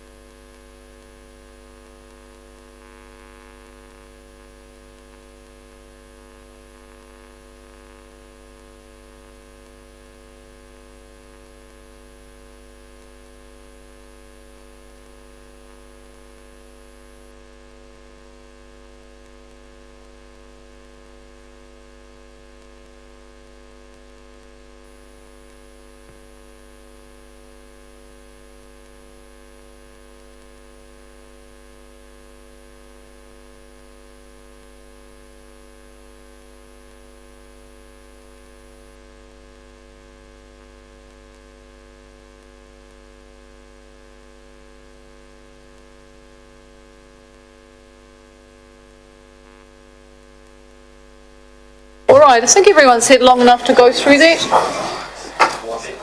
All right, thank you very much. Now, Mr. Triguth has done some fabulous work in the interim and made a slight change to the wording, so from what's on your piece of paper. So he's going to talk you through that. Just tidied up that clause. Is it clause 6, Mark? Right, so it was a bit of a team effort, but what we decided was that clause 6 was too long. So we've split that into two parts. The first part, noting the decision about the reserve of 500,000 and having that self-contained. And then a new clause 7, which talks about the reason for the inconsistency. What we've done there is we've done a further change where on the third line where it has annual plan, what the intention is that the reserve actually lasts as long as council wishes. So previously it sort of talked about the annual plan and expenditure in the 1920 year. The updated wording on the screen there talks about initiatives that may arise outside of the annual plan, long-term plan processes that may require funding. So obviously if the full fund is not drawn down or used during the 1920 year, it will be available in future years. Okay, I think that's all clear. So thank you very much, Mr. Triguth. And I've got a little bit of a list, so I'll start with Councillor McGurk, then I'm going to Councillor Skinner. Yeah, thank you, Madam Mayor. Through the question is that the work that we've already got underway, so the current work program, and one of that is the CMARS, which has realised some cost savings when the audit's been carried out and there's changes. How will those savings be identified or applied to any further work? All right, thank you. Mr. Triguth. Right, through the chair, any savings that arise out of any type of program that council undertakes to make savings remains within that activity. So, for example, if there was a project that related through to the water activity, what would be seen in future years would be a reduction in water charges or a smaller increase. Notwithstanding that, council could make a decision that any savings for an activity goes back into perhaps its reserve for work in other areas. Thank you. Thank you. And just say, councillors, if you've got questions on pages 60 through 63, then now's the chance to ask those questions. Councillor Skinner. Thank you, Madam Mayor. Just get an understanding of these numbers, etc. A climate champion, 124,000. Where does that come from? How do we finance that? Chief Executive. So that's part of that 254. Of course, 100,000 of that was already in the annual plan. I understand that. So where's the 254 come from? So, sorry, it's the... general rates. Yes, general rates. And that's the money that the extra... So 100,000 that was already in the annual plan. The extra 154 that we think we can fit that within the rates cap. We'd add that to our rates? Yes, yes. And could I just add one point of clarification? We also think, and it was in the text, it's pitched as a half position. We think it has to be it'll be a full-time role that will be dedicated simply to climate change initiatives, climate change mitigation mostly, and would sit in Nikki McDonald's team as a direct report to her, is what we're messaging. So I was trying to put who is and what is climate champion. I thought it might have been Paul here, but it's someone else we employ. You don't pay enough. But 124, the public, I understand some of these costs, but public will say, well, you're spending $124,000 on a person in the office. We went through this. For public's interest, that's what it costs. So that includes overheads like... so I understand that. Public, the public, those sorts of things. Chance the public understands. So that's what it costs us to employ someone at this. Yep. We think we need someone with a particular set of skills to help our staff get some of these, identify some of these. So for public's sake, that person's not being paid 124,000. It's the cost of, I understand, 124,000 to employ someone that has those costs. And now for my benefit,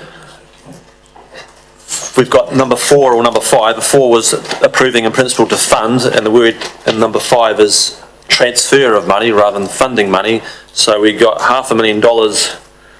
It's still been taken from the special dividend, but you're saying it's not being taken, so it's still there, but we're trying to draw a couple of brackets around it.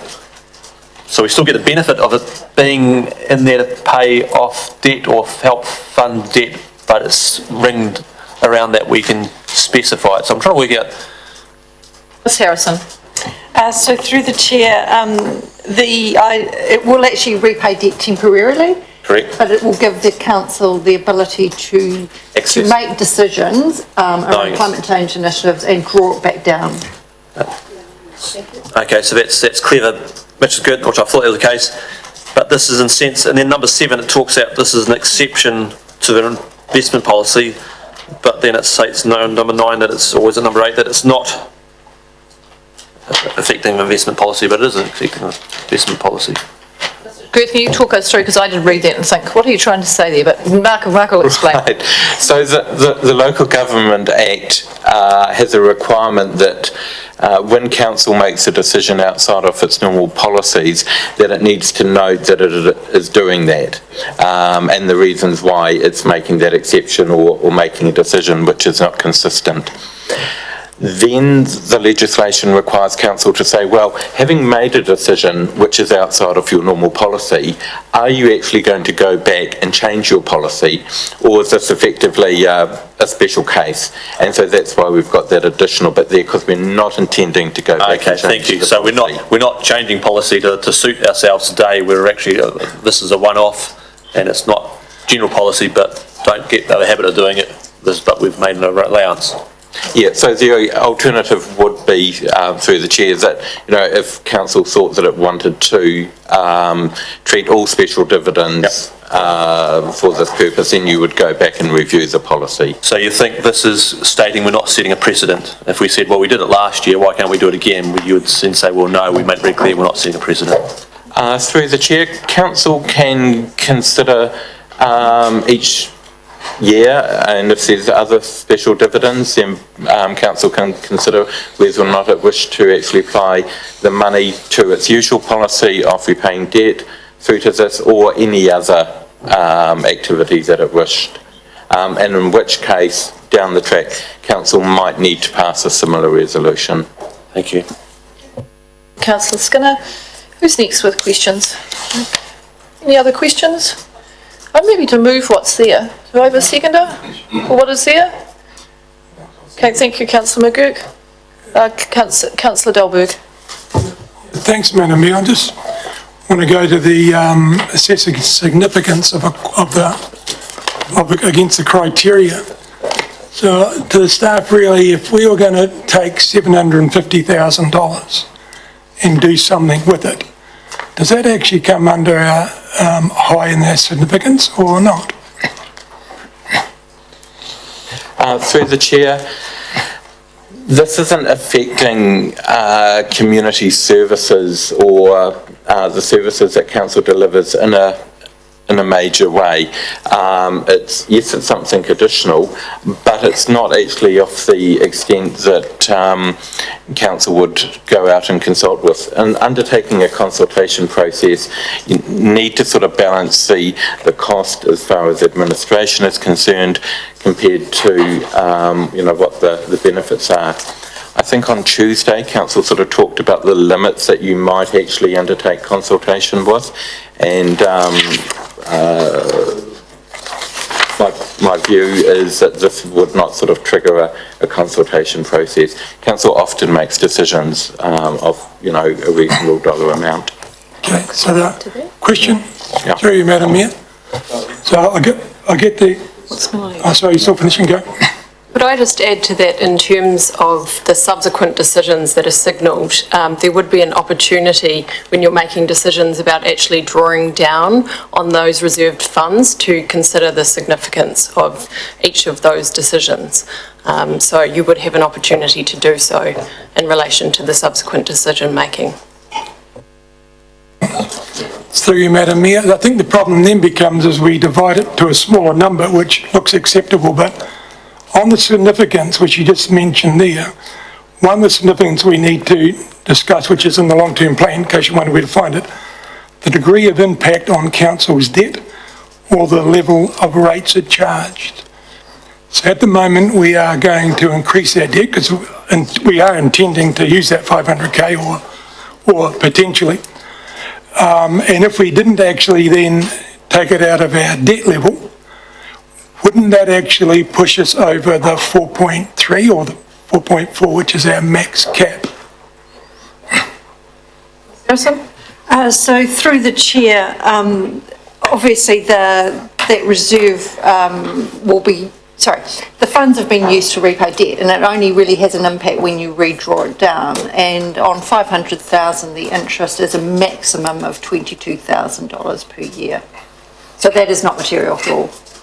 Okay, so thank you for that. And the other part of that significance is what's the impact on future generations? So if we're talking climate change ideas, that's quite high. So these are the reasons why we should be going out and significant enough to be talking to our ratepayers. And the other one on that list is the impact on the community and how many people are affected by and how much. So I get the idea about our service levels, but this is impacting on our community. I think that's, what's your thoughts on that? So through the chair, council through the annual plan consultation document in effect went out to the community and said, what are your views on climate change?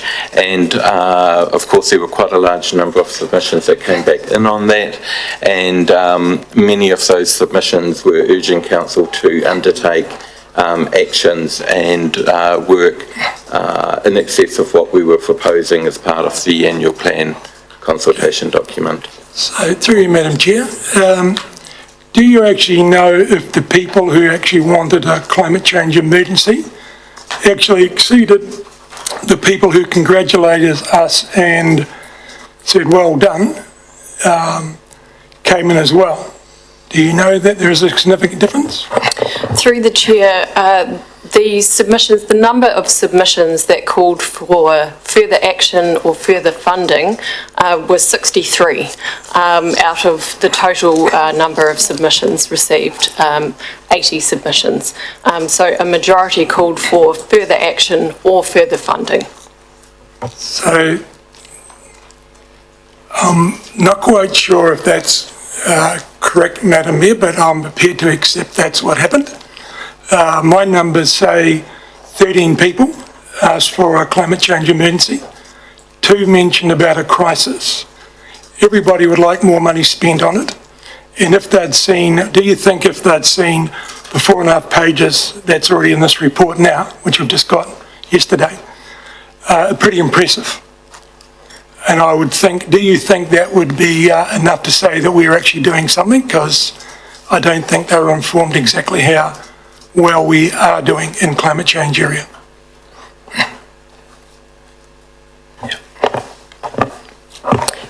In terms of the language that was used, it was a very consistent theme of calling for more action than what was outlined in the 4.5 pages in the annual plan.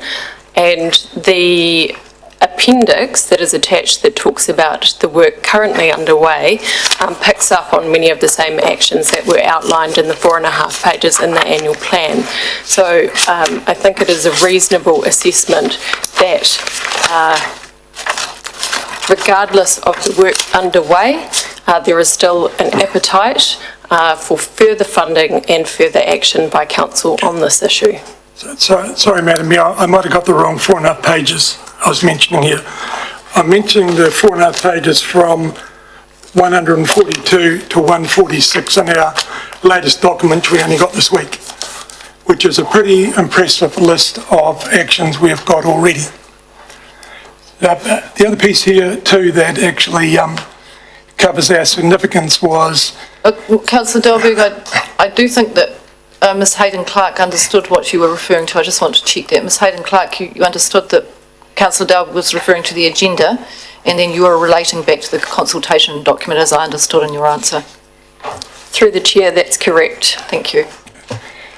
The other component here really in that significance is the reasonable expectation of an issue generate wide public interest within the district, which you have made the comment it's high already. So what I'm struggling here with is a series of significant engagement policies that I appear to be having a variation with. How we got to medium, and then it appears now you're telling me it's still medium, that we don't have to go out and engage. But I think everyone has agreed if we have got an emergency, then it's a lot of action, and all those items are high. So my question is, still again, from the information we've got in the significance process, and also what you've got up there, do you still think we've got a medium level of interest and we don't need to engage? Through the Chair, when we went out with the annual plan consultation document, that was the invitation to the public to come back to us and see whether or not we're on the right track. I think the response from the public was sufficient for council to actually have the information that you need to respond to those submissions. What is now proposed is a proposal of how to respond to those significance in the public's view on those. A decision to put money into a reserve is probably less important to the public as the actual response to the climate change initiative itself. Thank you. Any other questions? Councillor Courtney is next. Thank you, Madam Mayor. Through to Mr. Trebertha. Who decides, I'm fascinated to know, who decides whether it's going to be high significance or medium significance? Is it the governance table? Is it the management team? Who is it? Through the Chair, so initially that is an officer assessment. What we do is we look at a continuum. It used to be that people within local government sort of said things were an absolute, you know, this is high, this is medium, this is low. In actual fact, you know, on a continuum, it's more fluid than that. Once council receives the officer viewpoint, and that's normally in the table at the back of a report, you know, where we describe that and the reasons for that, council is quite entitled to say, well, actually, no, we think that it has a different level of significance. And what then occurs is, I think has been indicated around the table, that drives the level of consultation which is undertaken, and obviously things further along the scale require greater consultation. Very much. You see this, I go right back. I wasn't happy with the declaration, the decision that it was of medium significance right back at the outset when we declared a climate emergency. My ranking. And also, I might suggest, if I be so bold, in the eyes of the community. So I'm fascinated to know that it's a management decision, this one, of significance. Of significance, it's taken away from the governance table. That is intriguing to me, because now that there's money involved, and don't frown, I'm serious here, very, very serious. Now that there's money involved, and $250,000 or something like that, don't we have an obligation, don't you think? You say the money is not important to the people. I question that, I do. The money is extremely important. So from a governance perspective, I think the red flag goes up for me and says, no, come on. We've declared a state and we supported it, majority. But now we're going into a whole new era, $250,000 plus or $500,000. So I think we've got to take let's help me with this, please. So the information in the report is the staff advice, which is we have the advantage of thinking through it, reading the policies and weighting different proposals. At the end of the day, if the council or the governance group that's considering that advice decides that it is more significant and wants to go out to consultation, that's absolutely their call. But really, all that's being proposed at the moment is to earmark $500,000 for something different. Sometimes, if a project's gone particularly badly, we have had to come to you to say we need X $100,000 of unbudgeted capital expenditure to finish this. And while you may vent your wrath at the staff for doing that, you wouldn't usually consult on it. And this is a lot less than that. Through you, Madam Mayor, to our Chief Executive, I see extreme reputational damage here if we don't handle this correctly. If we go off on a whim, do you see any reputational damage if we don't consult on this as we embark on this journey? It's going to be a long journey and there's going to be a lot of money put into it over time. I think if we were to consult on issues of $500,000 worth of expenditure as an organisation that has an operating budget of 60 to 70 million, another 40 million of capex, that would set the bar very, very low and would be crippled as an organisation in terms of making any decisions at all. But I think this is a unique situation, don't you? You see this as a unique situation, a climate emergency, really? With no end in sight. No, I'm sorry, you've got to help me. You know you're smiling at me. That doesn't help me at all. I see this. Respond to this. You answered this one last time. Beg your pardon? I think that that climate change is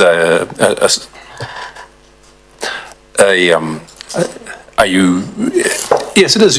It's the first time I think our society has faced a challenge like this that we need to respond to and respond to firmly.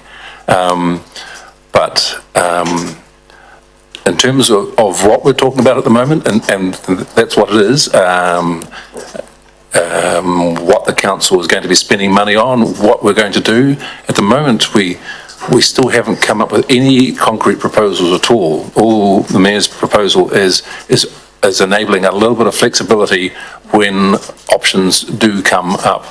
And I think Ms Harrison said that if we were to spend that money on 1 July, the cost would be $22,000. Well, realistically, I would be surprised if we've spent any of that money by halfway through the year. So the impact on the council is probably going to be $10,000 or $11,000 tops if we manage to spend it all by Christmas, which I don't think we will either. So all I think this is doing is highlighting that we want to have a little bit more flexibility to respond to issues. And that's what I heard a lot of submitters saying. So I think we are still responding to what the people what the community have called for. So am I misreading this when I sort of feel that we're going to employ a person?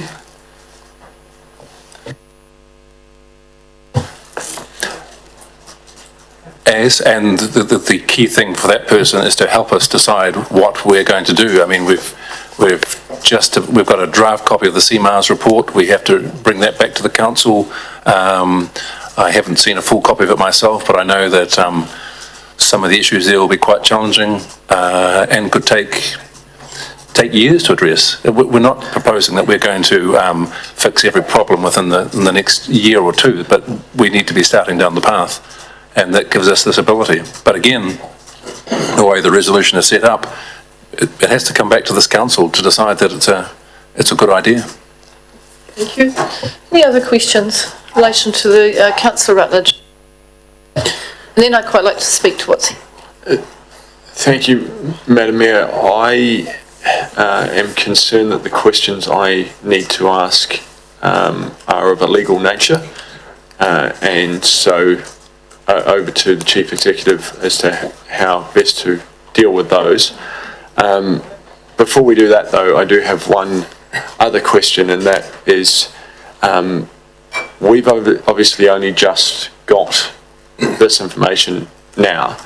How long have staff been able to work on this and Councillor, in terms of the concept, you haven't just got it now, so but prior to the commencement of the meeting, and you all received emails and I've referred to them as I've gone through, that I had looked at this and what my intention was to try and make it possible to get this into the, in the feedback we've gone through, to get this into the, not to have to rely on the special dividend as written in the report, but actually I was interested in providing a provision, a reserve, I didn't call it a reserve fund, but having the ability to use this. Now, I may have emailed that to you on Tuesday or Wednesday, but it's been a long week, but I'm sure I have emailed you all, and I hope I have, Ms MacDonald, or did I email the staff? Provision of a reserve. The concept, yes, I did. Yes, I certainly have, and so the officers have now written it up in local government language that really only those of us who sit in this room for a very long time can understand, but the intent is very clear. And has been very clear. I'll let you continue, Councillor Rutledge. Okay. I have, I think, like some of my other colleagues, completely missed that in the busyness of the week then. Madam Mayor, as putting a $500,000 fund aside was half an hour ago.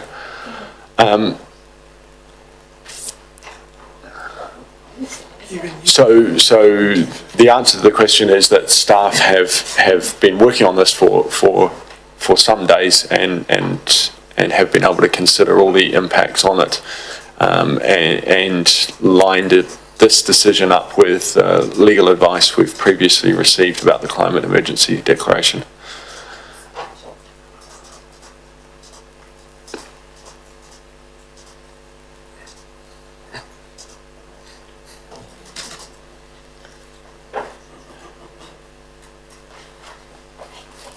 I'm sorry, was that a question? Yes. Okay, I'm just trying to find the email myself.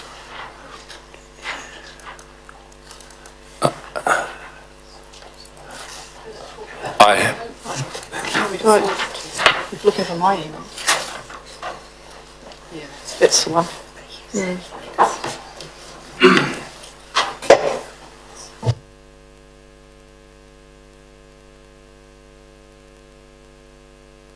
Are you looking for my email? I'm not. Oh, 5th of June. What's today? The 7th. 5th of June. Wednesday. I have said to you on that, I can just read it out. I think you did get it, Councillor Rutledge, because you did advise me in the morning that you hadn't seen the nature land change that I was proposing, and you found it in that email. So I know you have seen this email. You probably just need to keep reading down it. So we have got the.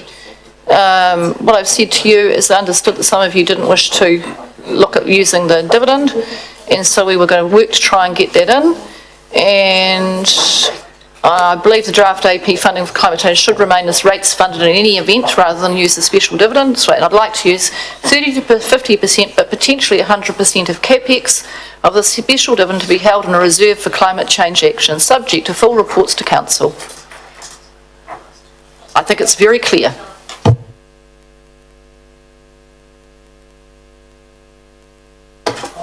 So yes, in answer to your question, I have the same email from So it was the percentages around using it back from the capital fund. Okay, I line that up now. That makes sense. So, but the question, I guess, that deals with that piece. So the question to the Chief Executive remains, or anyone else.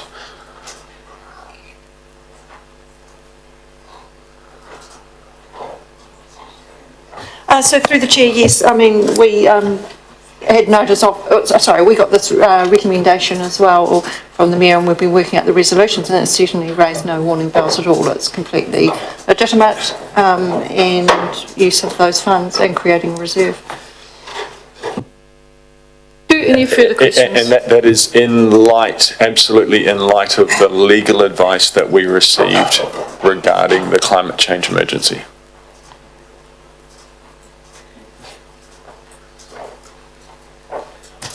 Through the chair, that legal advice related to an earlier decision.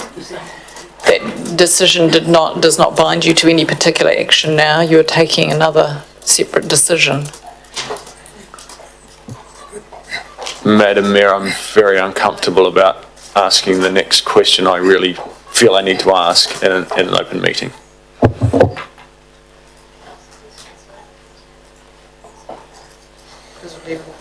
Well, while you have a think about it, there's just one other procedural matter I do want to cover off for transparencies, because I don't want this being raised after this meeting. I received an email from Councillor Delberg.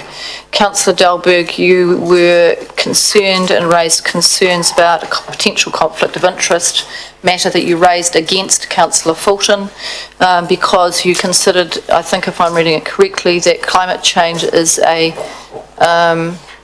Green Party matter, and that it's a flagship policy of the, I think it is safe to say climate change is a flagship policy of the Green Party, and you challenged, asked the question about whether Councillor Fulton had a conflict of interest in participation because she is listed as a part employee of the Green Party of Aotearoa.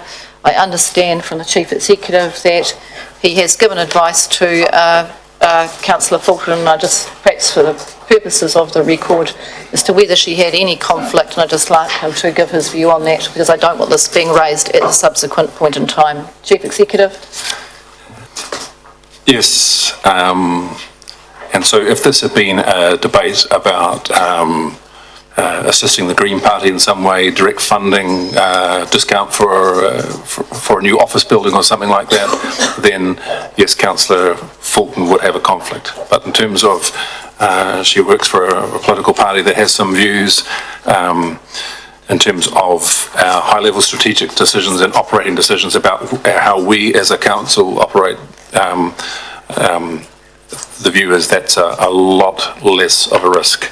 At the end of the day, it's still up to each individual councillor to make their own decisions about whether they can approach these decisions with an open mind, and Councillor Fulton assures me that she can, and I have no reason to doubt that. Thank you. Let's go to Councillor Fulton. But, I'm sorry, it's Councillor Fulton's turn next. Councillor Delberg. I just need to correct something there. No, well, you just have, well, you need to either raise a point of order or be quiet. The point of order, Councillor Delberg. Insufficient information there. You've missed off a couple of points. I think the gist of what I've described is that there was a procedural issue raised in relation to whether Councillor Fulton should have voted in the previous decision and subsequently in anything related to that.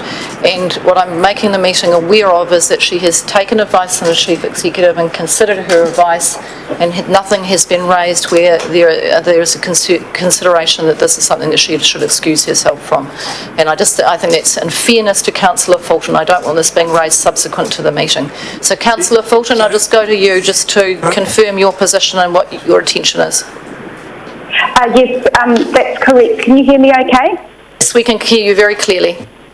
Okay, if it's helpful, I could just read out my reply, which I sent to Councillor Delberg the other day.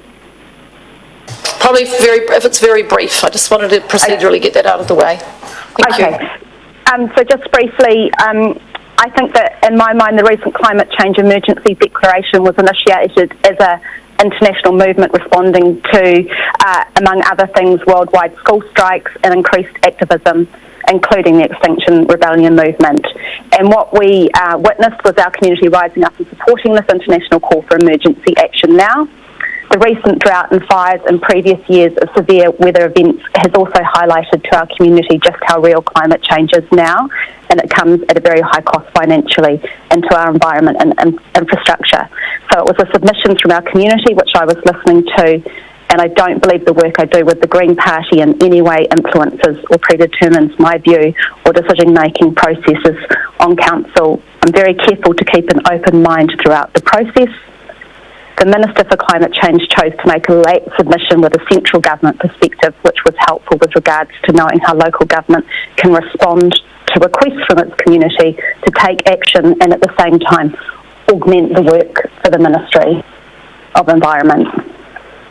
So thank you, Councillor Fulton. So you've turned your mind to whether you have a conflict and you've concluded that you do not. Is that essentially where we're at?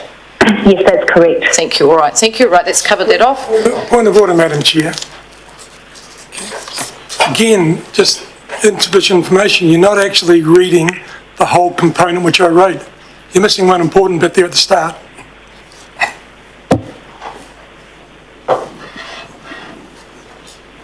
The second paragraph. Oh, you think it because you believed that it was a political statement? Is that the issue, councillor? Sorry, I don't, Madam Chair. It was from the local government in New Zealand's comments that we are making a political statement. And then the leader of the Green Party had the last person to address the meeting. I thought if someone put those two together, that was what my concern was. That looks like, and it is a flagship policy of the Green Party. I haven't got a problem with that. All I'm interested in here is that we're doing good governance, and it stood out in the local registry that in a pecuniary interest area, not just normal interest, was Councillor Fulton's listing as a Green Party, a part-time employee. Now that to me sort of says, if I'm reading this from a legal perspective, have we got a concern? And that's what I addressed. I wasn't challenging, I was just challenging addressed to the senior level management team and the mayor. I did not even address this to Kate Fulton. I addressed it to you guys to say, this looks interesting, this could be a concern, will this come back and bite us in the butt? And then that was my concern. So if you take all those three together, it is a concern to me, in my opinion. Okay. Well, your opinion, and what we've dealt with is your opinion has been raised, and you sent the email actually to all councillors, senior leadership team, and 2 other staff members. So the matter has been raised. The issue is, and it's been considered, and in relation to this being essentially a political statement, that is in the view of the local government context of politics. I'd have to say climate change, from my perspective, and I would think most New Zealanders, seen as an apolitical issue, particularly since we've had political parties of all colours, including the National Party, sign up to the Paris Declaration, the climate change legislation come into the House. I see it very much as apolitical, both at a central government and a local government level. So we're back to no more questions because it's getting late in the day. I'd like the last couple of questions, Deputy Mayor and then Councillor Barker, and then we're going to get on and get this finished for the day. Okay, now I just want to address what's in front of us and not whether it belongs to whom. I need to ask a quick question because it's a matter of principle here. The port company aware that we're looking to use some of this special dividend for this purpose? No. So through the chair, I haven't made them aware. I mean, once they pay us their dividends, we spend it on rates if it's a normal dividend, and obviously apply it to debt normally. Yeah, I think they're on the, excuse me, I think they're on the understanding through you, Madam, that we have been using in my time the dividend to settle debt levels. I just wondered if anyone had a conversation with the port company with regard to this use for this purpose. And I'm not saying it's not the thing to do, because they do actually have an effect on the climate. So I would have thought it would be nice to say, hey guys, do you want to be part of this initiative? So I raise that point. It's certainly something I think, Deputy Mayor, that we can pursue with them in the future. So I do know that Ms Harrison has been discussing them with them on a regular basis about the next, the potential for another special dividend in the next financial year. Okay, can someone just actually give them a call tomorrow or whatever, just have a conversation? I just feel more comfortable. I'm looking at this in 2 parts at the moment, because the last part with regard to that dividend is a surprise to me. And when I debated in favour of climate change, there was 2 issues that I wanted to raise so that everyone was aware.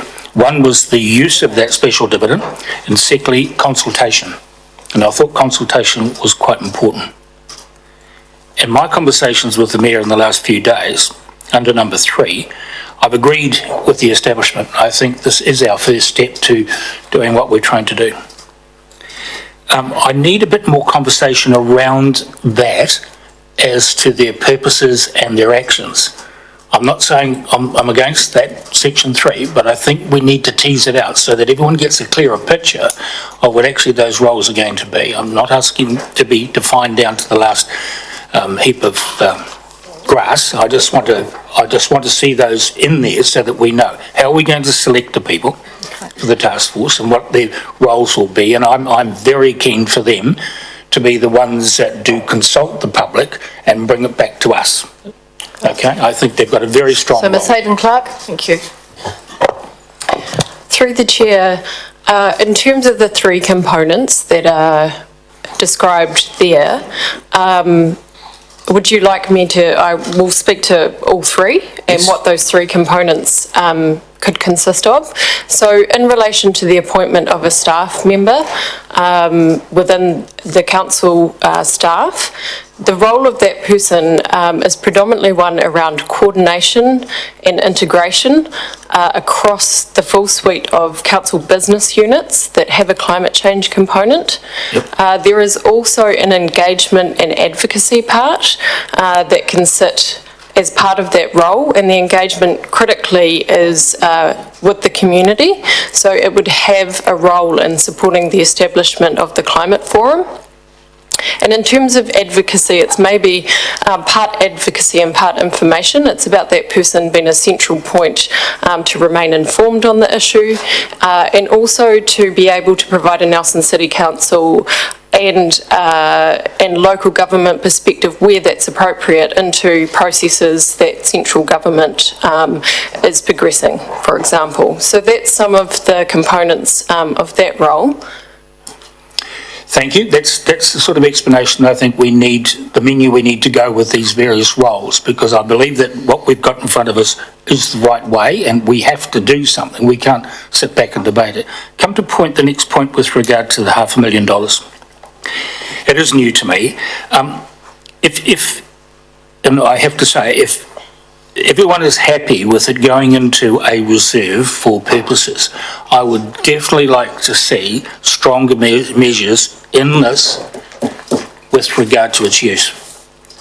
We need some actions around this so that it's not just comes to council because it's a nice idea to have 500 electric bikes running around the waterfront. Okay, it's been taken from its original home and it's being used for another purpose, which if Port Nelson are a contributor, it's probably a little natural home for them to be.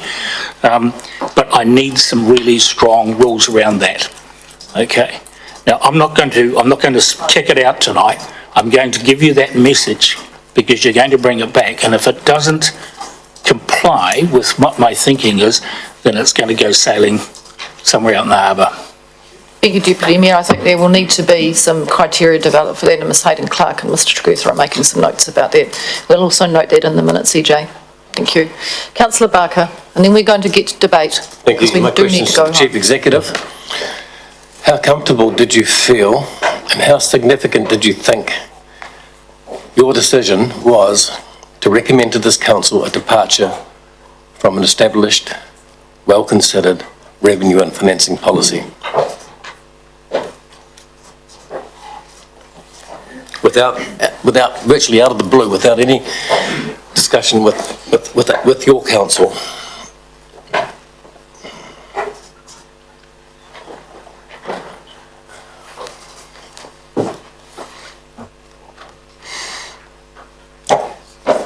So you'll appreciate that this has been moving very quickly. This email from the Mayor was Wednesday night, so I saw it Thursday morning. So it's not as if there has been a lot of time for considered discussions, and all of yesterday we were in this room working through the annual plan. Do I think that this one breach away from the Council's investment policy is significant? No, I don't think it is. I've said to the Council several times that on other issues that you don't have to follow your own policy as long as you note it and note why. And at this stage, all it is, and I'd be more concerned if we were spending it tomorrow, but we're not. It's still going to be sitting in the bank. It's still going to be offsetting debt. The net effect to us over this coming financial year will be virtually negligible. And this is coming from someone who has been trying to scrimp every dollar back out of this budget to keep us underneath the 4.3% rates cap. So I certainly try and maintain a more open line of communication with councillors, but in this case, there just hasn't been time. Thank you. I'm now going to go into debate. So I've put this in front of you today. Madam Mayor, I'm not going to be able to have answers to the questions that I think are very significant to making the decision here. And I do note in your email that you've actually said that there's detail that you'd like to provide around what this might be spent on that would need to be discussed in PE. No, I've said to you there are some proposals that have come from me that are commercially sensitive, but there is the degree of commercial sensitivity around one of them is such that it needs to be, it's going through a particular process that could have great benefit to the top of the South Island, but it's actually in a process where I can't stick it into this meeting today. It's not particularly relevant to the immediacy of this issue, but it's an example of the speed at which business is responding and community organisations and research and science providers are responding to climate change, and how the biggest change that you are going to see is the economic change. And the countries that don't get to grips with that very quickly are going to find that they are delivering to their communities a much poorer standard of living. Okay, so picking up on Deputy Mayor's point around what this might be for and some parameters around it, we've got a CMARS report which gives some pretty clear, here are the big places that we should have a look if we want to shift the dial from council's emissions in a hurry. Might it make some sense to tag this to initiatives that are directly related to those big items that CMARS has identified? And as opposed to having it in what's a bit of a slush fund at the moment. I take issue with that, Councillor. I'd like you to withdraw those words. They are derogatory terms, and I'd like that removed. That is absolutely unacceptable. Okay. Please withdraw that statement. That's offensive to the staff and it's offensive to the elected members at this table. Okay, well Please withdraw those statements. Thank you. This council does not set up funds with that descriptor that you've just described. That's absolutely offensive. Well, I know that's the intention. We don't do that. I'm asking you to withdraw that statement. That is derogatory of the staff and derogatory of the elected members. Okay, I withdraw the statement, Madam Mayor. And I apologise for any offence caused by it. And I guess I'm looking for the word to describe the $500,000 for possible climate change initiatives. It's not particularly defined, and we don't seem to do that with other pools of money. Councillor, I'm satisfied that what you have in front of you, and you've had the advice, is ready for debate. Okay, I think there is sufficient, and I'm happy to look at at my colleagues around. If there's anything else that you're feeling at this stage, that there's some missing piece, councillors, I think we're ready. Are we ready for debate or not? Yes, I think we are. All right, I'm going to move into debate. Councillor Ackland, having not been here for the discussion, I'm very impressed to see you turn up here at 20 to 6. Very impressed. Thank you. We might have some questions, Madam Mayor. Well, we're just getting to the debate. Are you happy for the debate? Thank you very much. All right. All right. So we've come to this point in the meeting, and the recommendation in front of you has been moved and seconded. I've listened to your desire to not use the special dividend for the purposes of setting up the climate forum that was asked for setting up a staff position, and I understand that. Particularly, I understand my reticence, which I've said to you at the beginning, around using a special dividend for the purposes of funding a staff position. That's something that we should be able to manage within our general rates amount, and we've worked very hard on that through this process. what I've brought to you, what we've brought to you today is actually a real opportunity to respond to the submissions that you had overwhelmingly from the public, and a desire for us to, thank you for embracing the urgency of climate change, but we want you to do more, and we want you to get on with things, and we want you to engage with us, was the message.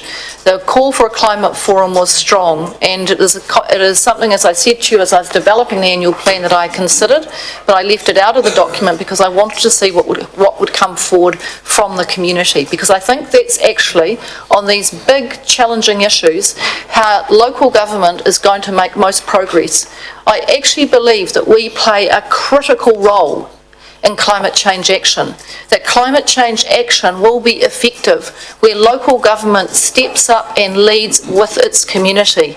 And what you've got in front of you today is a call to action to do that. It is the start of a journey, but it is within the parameters of financial prudence that we set for this long-term plan. And we've done well today over the last few days to get to this point. My objective was to not use the special dividend for the items that we'd set out and for the requests we've got there. But what I am very aware of is that things are moving at pace, and I have sat in this chamber for many years now and had to turn away good ideas. Good ideas because I know whoever sits in these seats, eventually about half of you will always struggle with unbudgeted expenditure. For whatever reason, if there's a reserve that's set aside that you can draw down on, you're far more comfortable with that, because what it says is you have contemplated that ahead of time. And it sends a message, so we've thought about this, and we know there are things that have come up, and actually we want to be in the position to be able to respond. So I encourage you to support this today. I have built in with the staff as many checks and balances to make sure that things come back to this table, so you as the decision makers of the community have the say over where money goes. But I would strongly encourage you to recognise that we will not be successful in addressing climate action and addressing many of the issues that are in front of us, many of the environmental issues, many of the economic issues, many of the social issues, many of the cultural issues, if you sit in this chamber in isolation from your community. You must partner and engage with your community if you're going to demonstrate the leadership that the organisation as a whole is capable of. What the people that work for this organisation need is they need leaders who are going to have the confidence to partner with their community, and this gives you the opportunity, and I really encourage you to support it. Open for debate. Councillor Courtney and then Councillor Laurie. Thank you, Your Worship, Madam Mayor. I want to support it. I do, but it's the process, it's the route that's come along to get here. We've had it put before us, this concept, about half an hour ago. And I think that's, I don't want to say insulting, I won't say that, but it's poor governance. It really and truly, it reeks of poor governance. And here we are, setting aside a $500,000 fund from the port company's dividend, special dividend, that we weren't going to touch, and then we were, and then we weren't, and now we are again. And we've got 124,500 here for a climate change champion. It's all news to me. I don't know what's news to anyone else. I wonder who else has been privy to this. Please tell me. Have I been out of the loop? I've been out of the loop. Well, I don't know. No, well, I don't know either. I don't. This is just all so new. I just find it astounding. And the chief executive says we're moving very quickly. Well, I'll say we're moving quickly. Quickly. My goodness. And it's been rushed, he said. Haven't had a lot of time. And my question is, why the rush? Because in answer to another question, the chief executive said, well, it's going to sit in the bank could be sitting there for 6 months. And I'm just wondering, why on earth are we going through this at 10 to 6 on a Friday night? What is the rush? It was going to be sitting in the bank for 6 months, or we don't even know what we're going to use it for. Look, I just wonder what's wrong. Well, he says exactly and points at me, well, please tell me what's wrong. There's something wrong here. The whole system is just absolutely staggering that we should be doing this in this way. I just cannot believe it. I just can't believe it. We've got to take the community with us on this. And this resistance in telling us that our management team decides what's of significance, whether it's medium or high significance.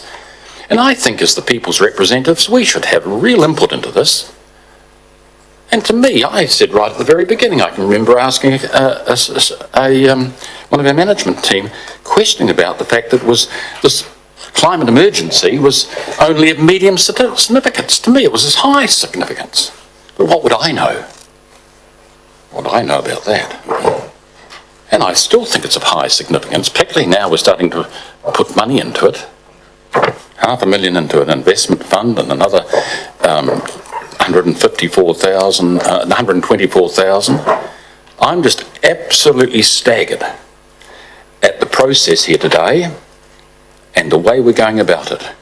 It doesn't augur well for the long-term future of this climate emergency for us if we're going to be rushing like this when there doesn't seem to be any need for rush at all. And I think, and I strongly believe, that the community should come with us on this journey hand in hand.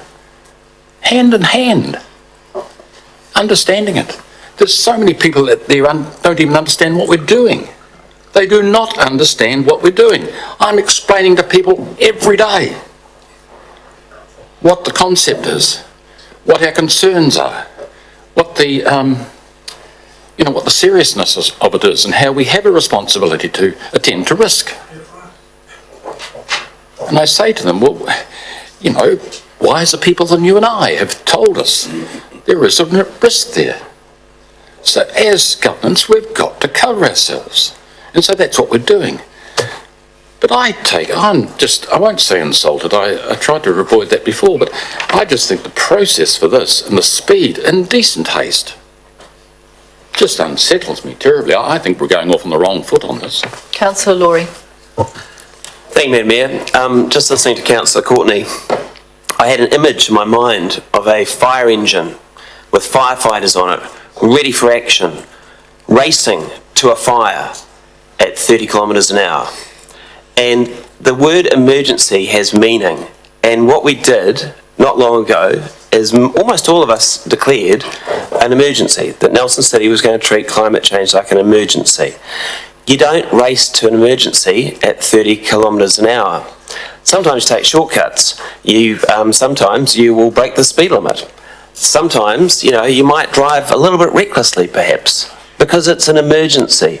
The house is on fire, and to be perfectly frank, planet Earth is on fire, and we have to do something about it.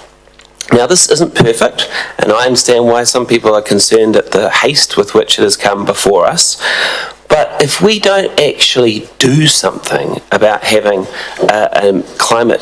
declared a climate emergency, then all we are actually engaging in is empty, what is it called? Virtue signalling.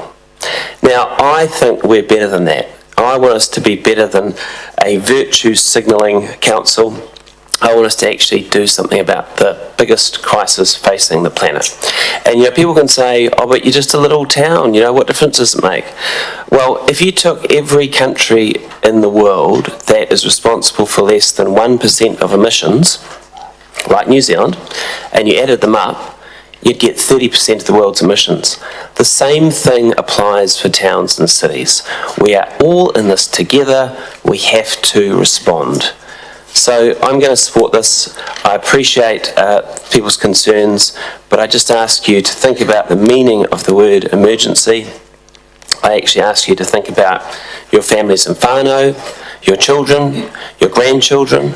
I want you to imagine a future where things actually get worse, and your grandson or granddaughter or your child or your godson, goddaughter, nephew, niece says to you, what did you do? You were a leader in your community and you declared a climate emergency, but what did you actually do? Well, this is an opportunity to do something. And if we don't take this step, then our declaration really doesn't have a lot of meaning. Councillor Laurie, Councillor Barker. Thank you, Your Worship. I've never seen anything so rushed. So rushed and so made in haste. And all my experience tells me when you make decisions in real haste, something will come back to bite you. I don't see there was a need for this haste. I don't see there was a need to do this without telling our community. I can assure you that I'm correct when I think that if we had gone out in our annual plan document and said we are going to have a climate emergency declaration or something similar, we would have had an awful lot of feedback. We got feedback from a group of people who threatened all sorts of things and said we're going to be extinct, and we had a desire to be first. We made a decision so we'd be first in the country. And, well, we turned out to be second, so you didn't achieve what you wanted, Madam Mayor. Excuse me. Councillor, You got second. that's very personal, and I told you at the start. Sorry. No, I told you at the start we'd be going second, that ECAM were going to go first. I accept what you say. Thank you. So, I'm very, very uncomfortable with where we are going. And maybe the revenue and financing policy in the future should read, special dividends are to be used to reduce debt except where they're going to be used for climate change emergencies. That's a good idea. Because I think it was significant to go out and tell the people that we're going to take the money away from their policy. Can you stop whispering in my ear? Oh, sorry. So, yeah, it's very significant in my view to do that without any consultation.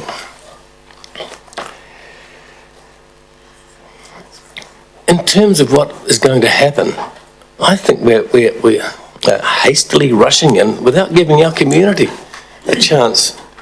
We're going to spend much money? Best part of $1 million.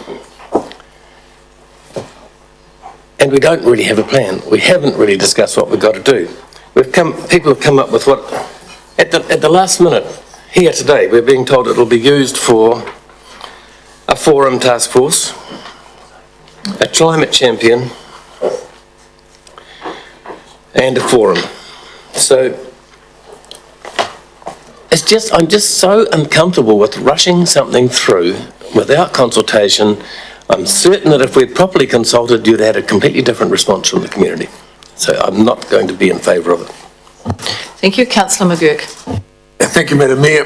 Much as what I was going to say has probably already been said, but I'm going to speak in support of it, and I was happy to second the recommendation. And I say that because there's quite a reasonable expectation that we need to back up the declaration that we made a few weeks ago and the intentions that we have signalled. We're talking a big game, I guess, and we will be judged or be assessed not what we say we do, but by our actions. Otherwise, I think what would be judged by is just pointless, unproductive platitudes. I see recommendation up there, numbers 2 and 3, speak to the engagement with the community, a climate forum and a climate task force. And to me, those are important because we need to take our community along us as we embark on the journey. Some have talked about this journey, and it's going to be a long one, and these are the first steps. And it's entirely reasonable and of our community to expect to be taken, for us to bring them along with us. I do have some knowledge and some experience with the Biodiversity Forum. It's been around for probably, 10, 15 years now, and it's had a key role, I think, of the work that they've done to help inform the Nelson Council's Biodiversity Forum, which in turn led to the Nelson Nature. And the funding for that went from, I think, about $30,000 a year to $600,000 a year in terms of our biodiversity and the nature programs that it does. It's now been through 2 LTP rounds and a number of annual plan rounds as well. It's widely supported and the actions are endorsed. So if we take our communities along with us and work alongside with them, they will back us. It turns to the allocation of the $500,000, it's to reserve fund. And I think it's reasonable that the council says, look, we're going to put a sum of money aside for this because they expect us to act prudently and reasonably. And I think that is the best method of allocating those funds for us. If they're there, we need to allocate those funds and make account for them. So I'm quite happy that they're there. Bearing in mind that you look at paragraph 9 up there, that any proposed actions need to be approved by this council. So nothing's going to be done without you not knowing about it and having a word. So the allocation is made there, but the spending will be decisions made by this council. So I urge members of this council to support the recommendation. Thank you, Councillor McGurk. Any other speakers? Councillor Noonan. Thank you, Madam Mayor. A couple of weeks ago, I don't know, it feels like a couple of weeks ago, we made a high-level political statement with a $100,000 tag. We were told that that was pretty much all it was going to be at the time. And for a council with a no surprises policy, I could say I couldn't be more surprised than to have a piece of paper put in front of me. Reminds me of another a long-term plan or an annual plan where the chief executive of the day, it wasn't our current chief executive, threw a piece of paper in front of us with a huge blowout on the Maitai walkway, and I was pretty shocked then, but and not impressed. And I'd have to say the same again, I'm not impressed with this. I can't believe it. When I saw the proposal in the draft plan, with an extra 500, I thought, flip, that's a big increase on top of the 100, and now we get another 500,000. Well, I don't think the public would have anticipated this. And if we'd put that in the document, and I keep bringing this document out while I'm listening to the debates and hearing submissions, and honestly, we were going to go, we had 42 and we added 58. Well, that's 100. And now we've got up to 754, 500. That's impressive, isn't it? And we've been cutting the budget all the last few days because we've been told that we haven't got much. So we've said no to a number of projects that we probably, if we knew we had a bit more money in the bank, we might have decided that we could support them. So what does that say about it? This is a big rush. This is a shortcut. I think it's appalling. I just cannot believe that we've got a governance that is decided on a piece of paper half an hour before. I think the best governance that we can have is when we've got papers with a time to consider, to talk to each other, to throw ideas off each other. I did think that with the 100,000, I would have been really comfortable with getting a staff member to coordinate a group of people, come back to us for the annual plan for consultation with the community, of this is what we think your priorities should be, this is the budget that we think you should have, take that out to the public and consult on it, and you come up with what you want to, the things that you think are important. I just think this is, I'm embarrassed. Councillor Delberg. Yeah, thanks, Madam Mayor. Just for the other council, I need to mention that I did actually submit in at 1:55 to the Mayor and the Chief Exec and the admin officers an alternative idea to up there, mainly about what the Deputy Mayor the other day mentioned about we're on a path and using that 100k to actually go out and consult with the public. I need to tell you that. And then I got the other one here at 5:30 or 5:15. So what I really want to say is I came in here, like all of you new council, I'm sure, with really the idea of good governance for the community. That's really where I'm at. And it's well-scoped projects, and again, it meets the needs for the community and their expectations.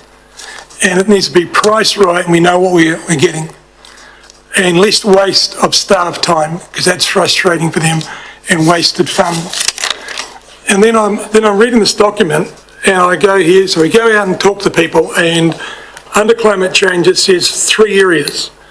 Do you think putting resources into helping our region deal with climate change is important? I'm guessing everyone said yes to that. to doing something. Do you support the additional level of investment, $42,000, to investigate how the council and the community can measure reduce greenhouse gas emission? 42 grand to get that? Cool, which is really what our CMAS has done. And over the last 12 months already, we now know the emissions data is a baseline starting point, so we can judge our improvements, because if we're going to do something about it, we need to know where we're starting from. We've already got that under control. And then the last piece here says, do you have any other ideas about how the council can help our region respond to climate change? That's the place we should have said, we think we want to do something really serious here and declare a climate emergency and get after this problem. Because if we'd said that, 13 people came back using that word, because I count them out. So then I'm over here, and the disappointing bit here as I go, if you've read the document, this is what the Chief Exec has written up for us and as staff. And apart from the CMAS, it's got in here emissions reductions initiatives. This is actions already ongoing. Transport stuff, 12 things. Energy, 5 things.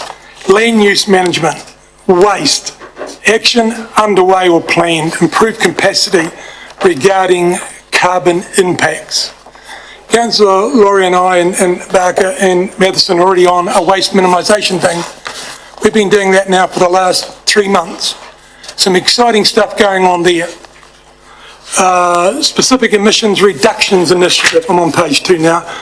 Science data analysis and supporting adaptive action. Habitation planning, which is what the people actually wanted. Turn it over. Projects, there's about 10 of them. Action underway, there's another 5 of them. This is real stuff. Not just talking, because that's if we bother to read it, and I'm really thankful for the Chief Exec and the staff to put it out. Awareness raising, leadership and advocacy. Look, there's 7 of those. Now to the other bit, actions underway, which comes into really the last bit I like here, continuing to demonstrate strong local government leadership and climate change. So we're doing that. And then what I find I get handed to me, 2 hours ago, something's been altered a bit, we're doing, and we're still adding other bits in here, and we can't wait, another couple of days? The climate's not going anywhere in 2 days, guys and girls. And we can't get that right, that we can all go out feeling really, really proud about that we're actually taking our community with us. Because if we don't actually get all of them, not the 110 that turned up there in the background, all of them, including our business, and say we're into this, and they go, gee, you guys look like you're serious about this, and you've got some data, and you've got some details, 100K now, we're going to come back and tell you it's going to cost you some more. And then they're going to at least go, you look like you're leading because you're not just muddling. Councillor Delberg. One more minute. Pleasure. I thought I was waiting for a ding over there, but that's okay. And so really where I'm heading here now is I am disappointed that we're taking bits and pieces in a haste over the last 2 weeks. And if this gets challenged for anyone else out there, and there's some groups that could, then we look really bad. And we just had some of that earlier today. What I want to be is the leadership model that if we come back in the next 3 years, we're really getting into it, and we are the leader, not the yapper. Because you need to be doing this stuff, and you've already been doing it in the last 2 or 3 years. What I don't want is another Green Meadows. I don't want another Stanton Down, because we did not do all the scoping and the hard work. Yeah, that's cute. That ain't going to get you anywhere.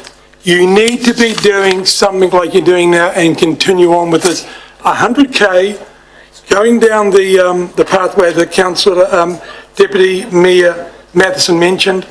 And Tim mentioned the other day, Councillor Skinner, it's like paying off part of your mortgage, then decide to spend it on something else without knowing what it is. Putting more money on your overdraft. That's what you're doing without a decision. If you aren't planning, you're planning to fail. But I implore you at the moment, if that doesn't go through, it doesn't mean we cannot get on with the job well organised. Thank you, Madam Mayor. I hope I've convinced some people. I've got Councillor Fulton, Councillor Rutledge and Councillor Laurie waiting to speak, and I would like to, Eklund, sorry, and I would like to, apologies, and I would like to exercise my right of reply before we put the vote. So I'll go to Councillor Rutledge, and then I'll go to Councillor Fulton, and then I'll go to Councillor Eklund. Thank you. And then I'll do my right of reply. Thank you, Madam Mayor. I sat round the table like everyone else did a couple of weeks ago and went, no, the language of emergency just did not feel right and put the way it was. And a whole lot of other people disagreed, and that's fine. But perhaps if you were in the space of emergency there, then maybe it would be appropriate to throw out the usual checks and balances and getting the legal advice and duly considering things in order to very rapidly advance an idea. That might be a correct approach. I'm in the position now of having some really significant questions about the implications of doing this based on the legal advice I read with respect to the climate change emergency declaration. I'm not able to ask those questions. I'm not a lawyer. It's not my role here to provide that expert advice. It's my role to ask the question and to be satisfied that I'm doing the due diligence and upholding high standards of governance. That's why I sit here. That's why I'm sure we all sit here. Not being able to do that puts me in a position where I can't say that I'm not exposing the council to risk if I voted for this. So not because I don't think that actually a fund to go out and do some stuff would be quite handy, but because I'm not satisfied I've discharged my role as a governor, so I'm forced to vote against. Councillor Fulton.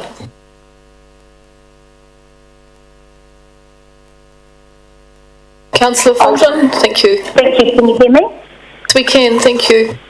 Yes, thank you. Thank you for the opportunity to speak, and I know it's late, so I'll try and be brief. I just want to, first of all, applaud the Mayor and the staff for the hard work they've done over the last couple of weeks. We knew that when we made the climate change emergency declaration that the staff were going to go away and put together a report looking at all the options that we could initiate now in response to that declaration. And I strongly believe that if you are going to pass a resolution which talks about an emergency, that you should actually walk the talk and take action as well. So we don't want this to just be a political statement. In my mind, it was never a political statement. We want to actually take action and show our community we've listened to them. I'm really surprised by some of the councillors' comments that we haven't taken our community with us and that we haven't consulted with our community, because that is the purpose of the annual plan consultation document. And I have it in front of me, and with the leave of the chair, I just want to read 2 points from it. Is that okay through the chair? Yes, it is. So the consultation document included at the end of it your feedback. Do you think that putting resources into helping our region deal with climate change is important? This includes direct actions taken by council as well as collaboration with the community on adapting to climate change impacts and reducing our region's greenhouse gas emissions. It then asks, it talks about the 42,000 plus the 58,000, and do you support this additional level of investment? And it then asks if you have any other ideas about how council can help our region respond to climate change, please let us know. Now that is what I thought our community did. We heard from one person after another with great ideas, smart ideas, clever ideas of what we could be doing now. And it is our job to listen to our community and respond. It is not our job to listen to our community and say, oh, but that's not what we went out with. It's our job to listen to our community and say, well, they've come up with some really good ideas. How can we implement them. And that is what I've seen the staff and the Mayor work so hard to try and achieve over the last few weeks. I've had my own little emergency this week, and I've managed to read the emails from Rachel and keep abreast of what's going on remotely. And I do think Rachel has given a significant amount of time for people to, we adjourned for a couple of hours on Tuesday before the meeting began. We've had emails from her. She's tried to take us through this process whilst working closely with the staff to ensure that it is done with as much buy-in from the entire council organisation. I do not believe that the staff would have brought forward the report if they didn't feel secure that it was going to be able to deliver in a way, and that the consultation with the community has already been done and it's adequate into the future.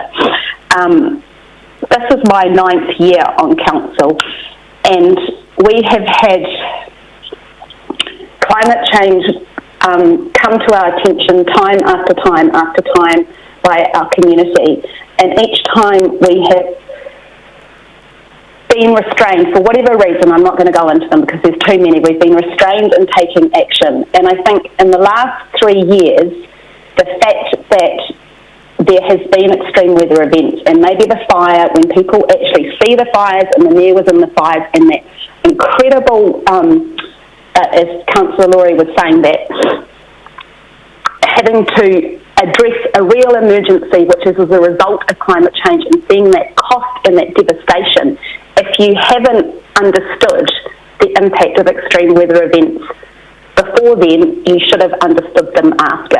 And I think that is what we have heard from our community right now, that they want us to do things, and they want us to do things now. And we also need to remember that because we are a privileged, smart little city, we have the opportunity to show world leadership in this. We have the resources, and we have the buy-in from a smart community to progress this in the right direction, and to really drive new technologies and new ways of thinking and implement them within our organisation and throughout the community as well. So I'm going to support this, and I really hope that some of the councillors who voted to support the climate change emergency declaration can understand how important it is that you actually walk the talk and take action as well. Thank you, Councillor Fulton. Councillor Ackland. Thank you, Madam Mayor. Out of respect for everybody here tonight, I'll try and keep my remarks as brief as my appearance this evening, in proportion. So, look, I think that this, there is a requirement that this be done with some haste, and the main reason I believe that is because I, in fact, have been deeply cynical although I support the climate change declaration, being deeply cynical about its effect, because I've been concerned that it was hollow words in an election year, that it was meaningless, that it was to do with empty rhetoric and no real action. But I think that actually putting some substance to the sentiment, which is what this looks to do, is exactly the right thing to be doing, having made that bold call. And it actually shows that we are putting substance to the sentiment, and I'm hugely in favour of it. I don't agree, just my reading of it and from comments I've heard, that there is spending happening tonight. It doesn't look like that to me. It looks like ring fencing. It's identifying money, putting it aside. We're going to the mortgage, we're not spending the money, not knowing what we're spending it on. What we're doing is we're putting it in a bank account that's called climate change. And we're going to spend that in the future knowing that it's not there for anything else but for that reason. That's hugely important, and it will embarrass us in our own community and indeed nationally if right now we don't put any substance to that sentiment, because it makes us look like it was simply hollow words. Now, I've been reluctant about this dividend. I think, you've heard my views on that before, but I think this is one of those occasions where actually that's exactly what having a special dividend like this is, the opportunity to really grasp that, take it and put it in the right place, and really, I think this is great. I support it. Could I very briefly exercise my right of reply? Councillors, I am completely satisfied that you have been provided with the information that you have needed for decision making. You have had an officer report with you for many days now with all of clause 3 set out in it with the spending there. Every bit of that has been there. You have had the words. There are no changes to the words. You have had every opportunity to ask questions of the officers. You've been encouraged to do that. Nothing has changed. This has not come to you today. You have had this now for a considerable period of time. What has changed in relation to those clauses is that they are now being funded from rates. We are not calling on the special dividend to fund them because we have worked our way through the annual plan and we have been able to bring it in under the rates cap, which is what I committed to you that we would do, without having to draw on that money for meeting expenditure. But what I am asking you to do today, and it is not a complicated thing, is to provide a reserve fund, which Councillor Ackland has described well, is ring-fenced. Some money that can be brought forward for you to consider whether you wish to spend it or not. And I take on board the Deputy Mayor's comments, and he is right, and the staff have noted that. It is going to need some guidance and criteria around that, and they have committed to doing that. I think that's a wise decision. But I really want to say to you, I have listened to your debates. And you can always find reasons not to do things.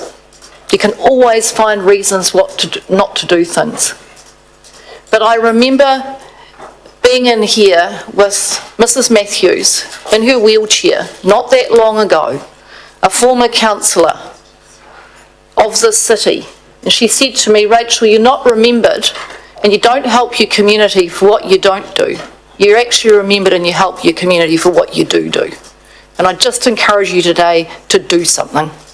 Now, I've been asked by the officers if I would take this in parts, because I think they've got some nervousness about what you're going to do. And I don't think there's an appetite in here. I think the elected members are very clear which positions they're sitting in, and so I'm going to take it as a whole. Thank you. Everyone's agreement on that. We're in agreement on that, so it's going to be taken as a whole. I'm going to put the motion and we're going to have a division. Thank you.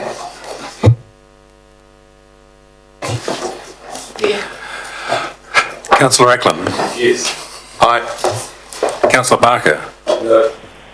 Councillor Courtney? No. Councillor Dalberg? No. Councillor Fulton? Aye.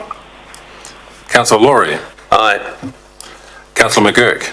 Aye. Councillor Matheson? Aye. Councillor Noonan? No. Councillor Rutledge? No. Councillor Skinner? No. Councillor Walker? Yes. And the Mayor? Aye. Sure. Woo! Sorry. That was exciting. Had a great result. The vote is carried 7 votes to 6, and I just want to say to you we're not quite finished because we now have to do the go back, and we've did all the in principles, and now we have to go through and confirm the annual plan. I just want to say thank you to the staff who are sitting there. I just want to take a moment. I don't normally speak after something, but I can assure you that when I brought this to you, it wasn't with rhetoric. It was with an absolute heart for this issue and a recognition that there are opportunities in life where you can make a real difference to the future of the place that you live. And I just want to thank you as a council for supporting this today. And I want to thank you. Working along with a really great It was just amazing that he should wander in. Yeah, it's a nice fabulous thing. Well done, Rachel. Right, council, now, we're just going to go through. We just 5 minutes. They need 5 minutes, but I need a quorum to finish them. 5 minutes to change the screens, and then we're back into it just to do the final resolution. Otherwise, there's no annual plan. So, last one.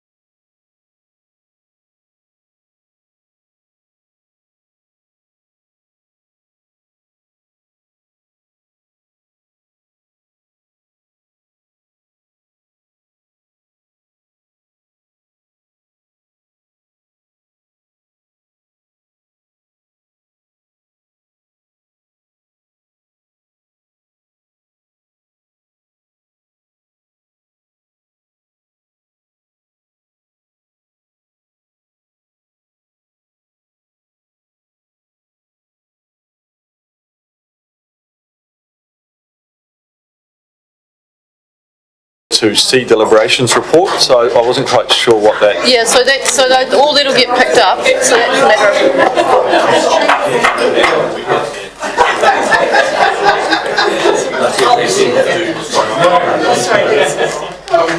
Sorry, officers, I know it's late in the day, but I just want to try and get through this. Also, we're back online again. I just want to try and get through this. We're back to go. EJ, you're good to go. All right, thank you. Welcome back. Let me just shout down the microphone. Sorry to all those listeners at home. Far better than the 6 o'clock news watching this.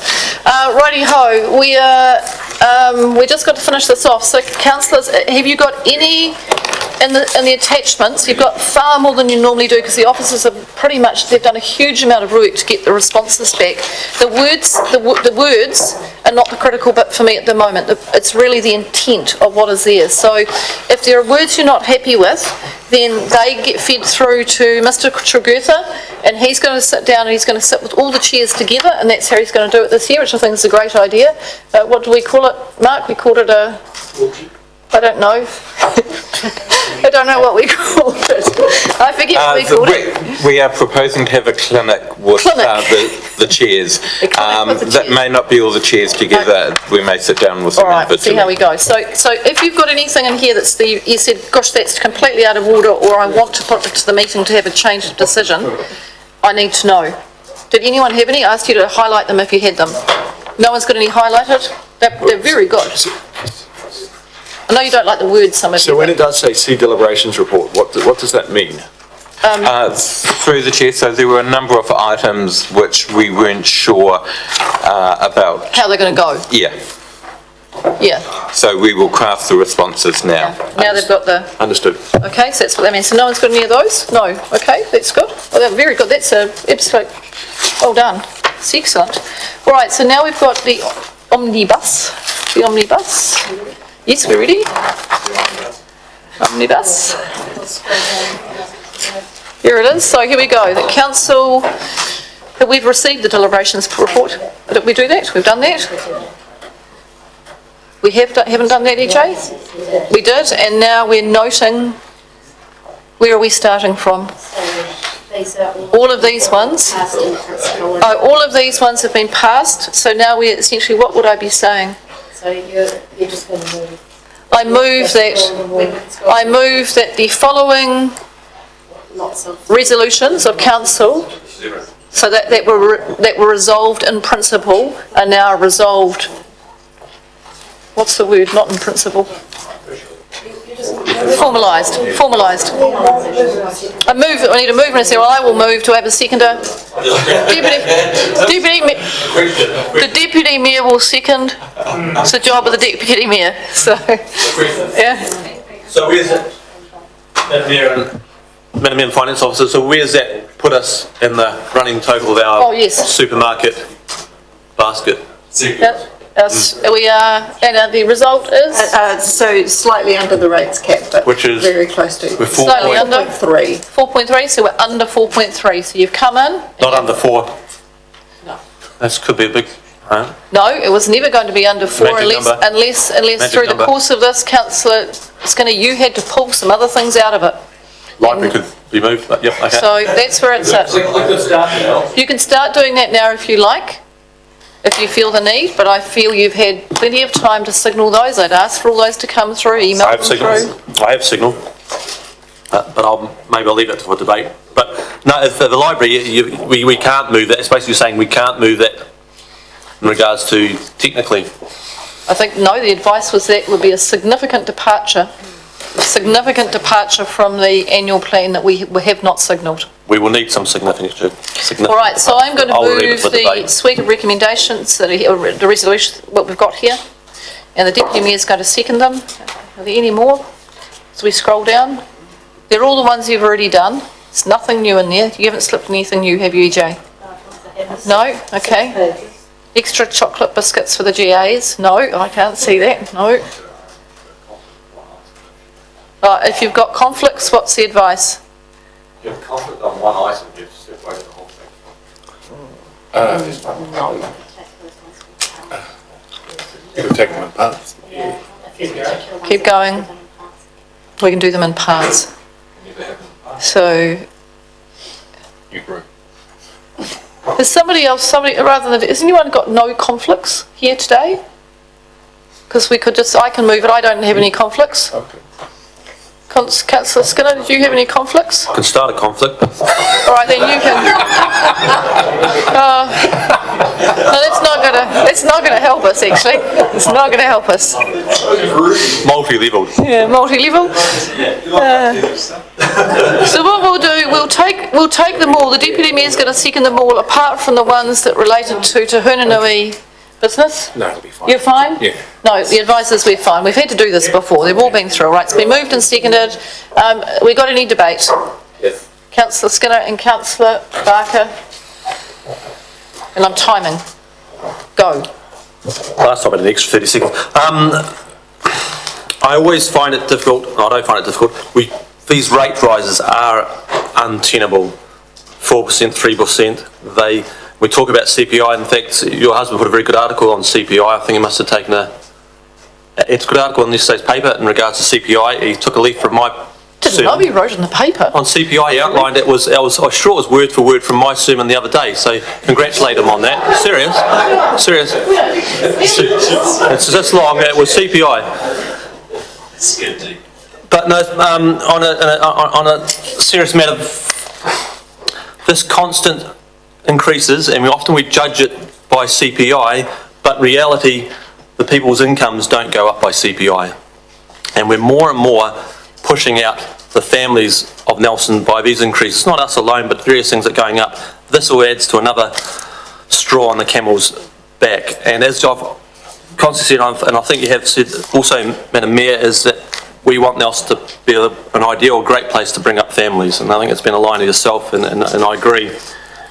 The more we put these little cuts, 4%, 5%, they go beyond, the incomes aren't going 4 or 5% up. CPI might be going 1.5. It's getting further out of reach. It's getting harder and harder. We need to make drastic cuts in areas.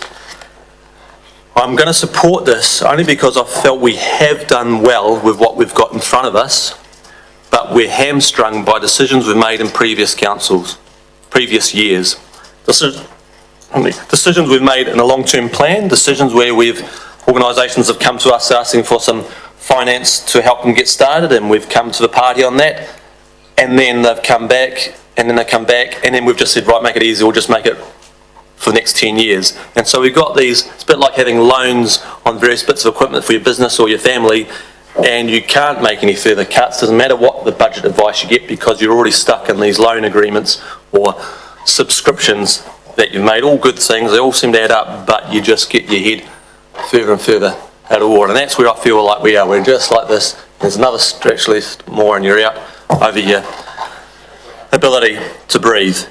So one, I say yes, we've done well, make cuts where we could, but we couldn't make bigger cuts because of the commitments we've bound ourselves in the past.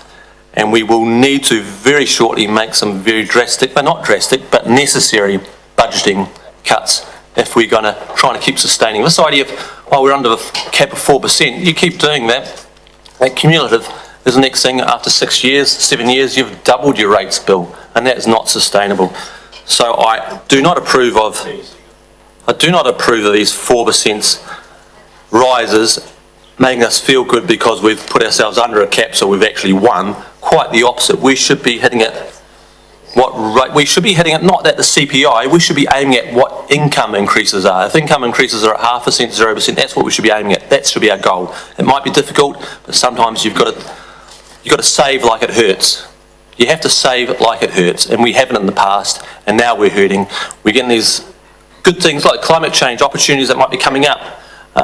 Organisations, events, sporting events, art events coming in, cultural events coming in, and we'd like to support it to make it a winner, but we're like, oh, we've already spent. It's like an opportunity as a business or a home you can't take advantage of because you're already hitting that barrier. So I've always say 4% is too high, let's aim for low, but I do compliment on the cuts we were able to make that we have made. There's a few there, but we're all going to have a slightly different shopping list, but I want to see some drastic decisions that might hurt, but will be even the benefit of retaining families in Nelson. At the moment, we're pushing families out, left, right and centre. I want these decisions that look at retaining families, those who take an interest in this community and pay our rates. Because they can't keep paying rates if they keep going up like this. Thank you. Thank you, Councillor Skinner. Councillor Barker. Thank you. Well, I agree with much of what Councillor Skinner has said. I like to honour promises and commitments, and I don't like them broken. I would like us to have been able to keep our rate increase to where we said we would. I would like it to have been much, much closer indeed to the CPI, because it's something that's hard for people to pay, thousands of dollars a year now that they have to find. I think there were areas that I would like to have seen where we haven't at any stage in the last 3 days looked at OPEX, operational expenditure. There are areas there where I could immediately see cuts, and I know we've approved the Chief Executive to say you can have more staff, and it rests on our shoulders that we've approved it at governance level, although some of us might not have agreed with some of the things that are going to be done. He's getting more staff, and there's a significant increase in staff expenditure. There are, in the environment area, it's huge increase. In the transport area, it's huge. And in the community partnerships and community grants area, it is again very large. And those are areas that I believe we could have looked at and made the appropriate decisions to keep rates more affordable for families. So I'm not in favour. Councillor Courtney.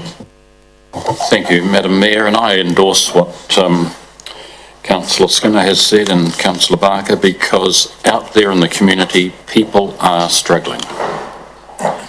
And it's exacerbated by the fact that the QV valuations have come through, and people are not getting rate demands for 4, but it's an average. They're not getting 4.3 increases, they're getting 10s and 15s, and I am inundated with contact from people and trying to put them in touch with their families to sort of talk to one another and work their way through it, but they're telling me that they don't see a future in their homes because of this continual increasing rates that we're levying upon them. And it is made worse by the revaluations this particular time. And they're very, very worried. People genuinely are saying that they don't know how they can. I've got a call on some tomorrow. They're just about self-sufficient in every way, but they're going to struggle to pay their rates going forward. Genuine people are telling me that, so it's very right. I honestly, I don't want to be unkind, but I don't think we've at all vigorously tried to reduce this increase from 4.3. We keep talking about the cap, and I understand where it is. It's 2% above the LGI index, which is more than the CPI, but no, we should have done a lot better, I think, and they're losing confidence in us and our ability to spend the rates too. That's another thing. They are losing confidence in us and our ability to spend their money wisely. They really and truly are, and that's not good for the image of this council. So we've blithely gone on and said, well, you know, we're under the cap, 4.3, but it is great. It's going to bring great pain, and particularly this year, worse this year, because of the QV valuations that have come out just in the last few weeks. So I endorse very much what Councillor Barker and Skinner have said, because it's appropriate that we do voice these concerns, and we try so hard to get value for the money that we're taking from them, and we spend it wisely. Because the image out there at the moment, the thinking out there at the moment, whether you want to hear it or not, and I'm the messenger here, is clearly that they're losing confidence in our ability to look after their funds. Councillor Walker. Thank you, Madam Mayor. Becoming a new councillor, it didn't take me long to realise that I needed to have and continue with a middle-of-the-road attitude to our activity in here. And I've listened to both sides of the debate that goes through on all manner of things. But I'm staggered at the cost it is to run a town. And I'm staggered more so at the cost of infrastructure. And I come from a long history of value for money and living by the consequences of your own actions. And the values that I see, make my eyes water. But there's no escaping it. And I genuinely believe that we've made every effort that we can to reduce the increase in our rates. And we'll get hounded for it, but I'm aware of so much that the average person isn't, that is needed to run this town. And I believe that we've listened with empathy to the various requests that we've had.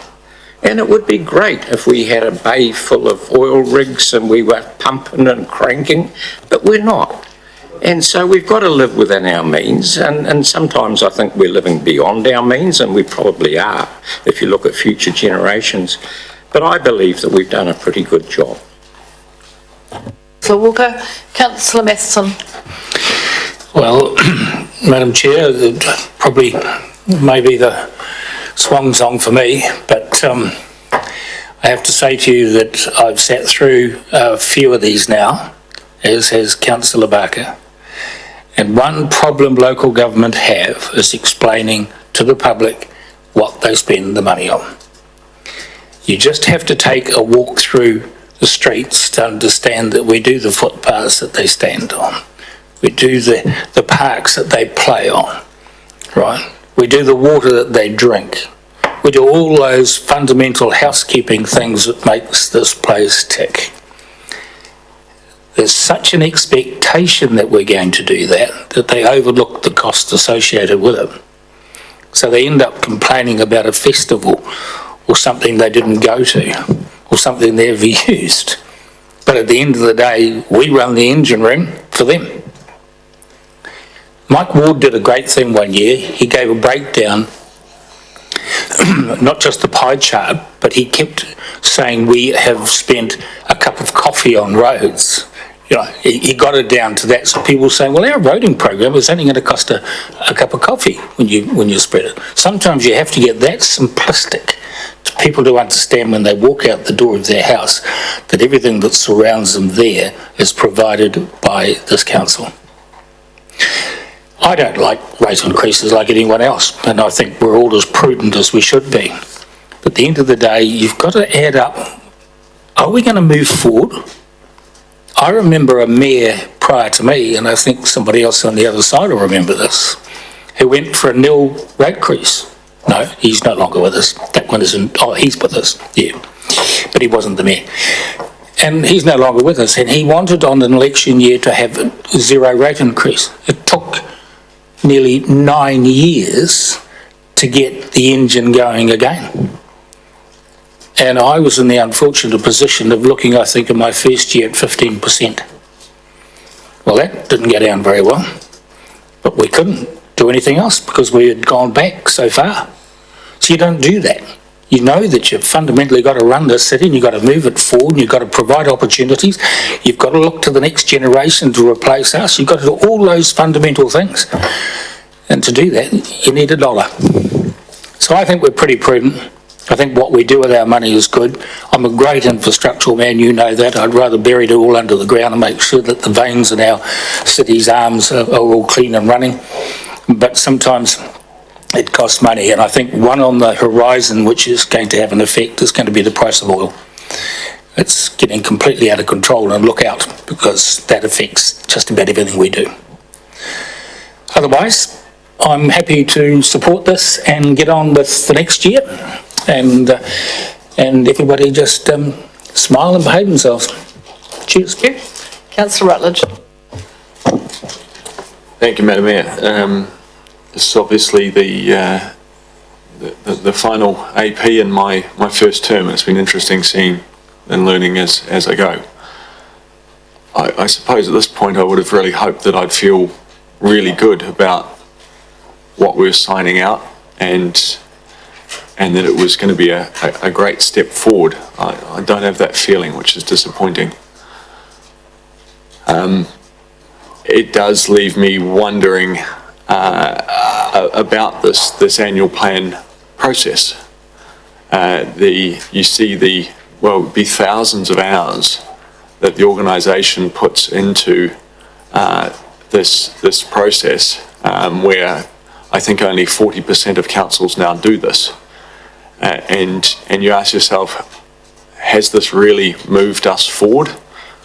Would those hours be better spent actually doing the business and the work and all the jobs that we want to see for our city and going forward? And you sort of go, yeah, maybe it would be. But that's a debate and a discussion for another day. But I guess it is what it is. I do think we did some fantastic work around the housing issue, and I think that is the sort of thing that is really, really important going forward. Right, if no one else wishes to speak, I'm just going to speak very briefly before I put the motion. I take an approach with the plan. I've talked this through with all of you as we go through, that I don't do election year dips. And I've told you how I've been on councils where I've watched that happen. And I told you about one where it went down to 2%, and how it got down to 2%, which was by losing a significant number of staff in this organisation whose jobs went in order to make that drop. And I've talked to you about it's taken nearly 6 years to recover from that.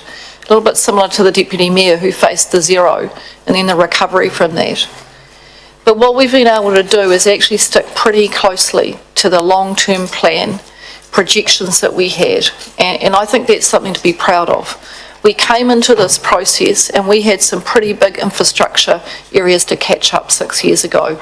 We're still not there, because when we sat down, I sat down with some of Alex, his team, and they looked at me and they said, this is going to take a while. You know, this is going to take a while to catch up on, and we're catching up and we're doing better. Councillor Barker, you wanted us to go faster on footpaths. Well, we've decided this is about what we can afford at the moment, so that's where we're sitting. Councillor Courtney, you had a long list of things that you wanted in through the workshop process, and several of those we had to say no to, because actually we just didn't think there was enough money to go around. And Councillor Skinner, I understand that you might want to withdraw the library project, but that's a significant issue that you need to have a conversation with the whole community about. That's not something that you can be doing in here as a response to an annual plan.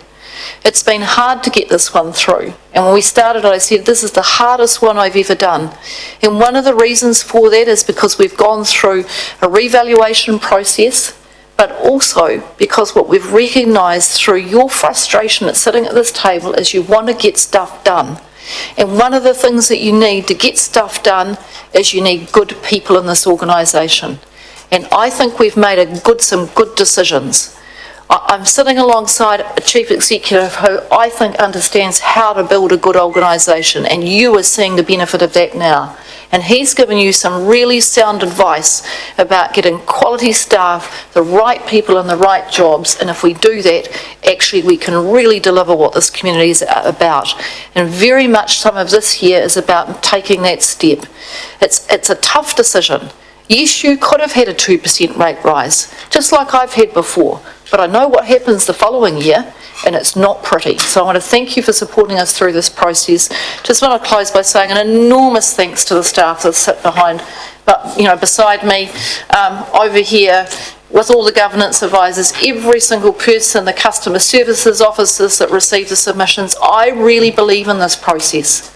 Yes, there are other councils that don't do it, but I really believe in it because you get to hear from your community. And boy, there are some pearlers of ideas that have come through the door. So let's see if we can implement some of those. Let's finish off and get home, because not only do I not know that my husband's writing stuff for the paper, I haven't seen a lot of him lately either, so I'd quite like to get home and see him. I'm going to put the motion. All those in favour? Aye. Against? No. Just show of hands, please, for those for. 1, 2, Councillor Fulton, are you still? Oh, good on you. 1, 2, 3, 4, 5, 6, 7, 8, 9, 4, and against 2. 2 against it, and the motion is carried. Congratulations. Time to go home. I'm going to close the meeting. Thank you so much, Councillor Fulton. Enjoy your evening.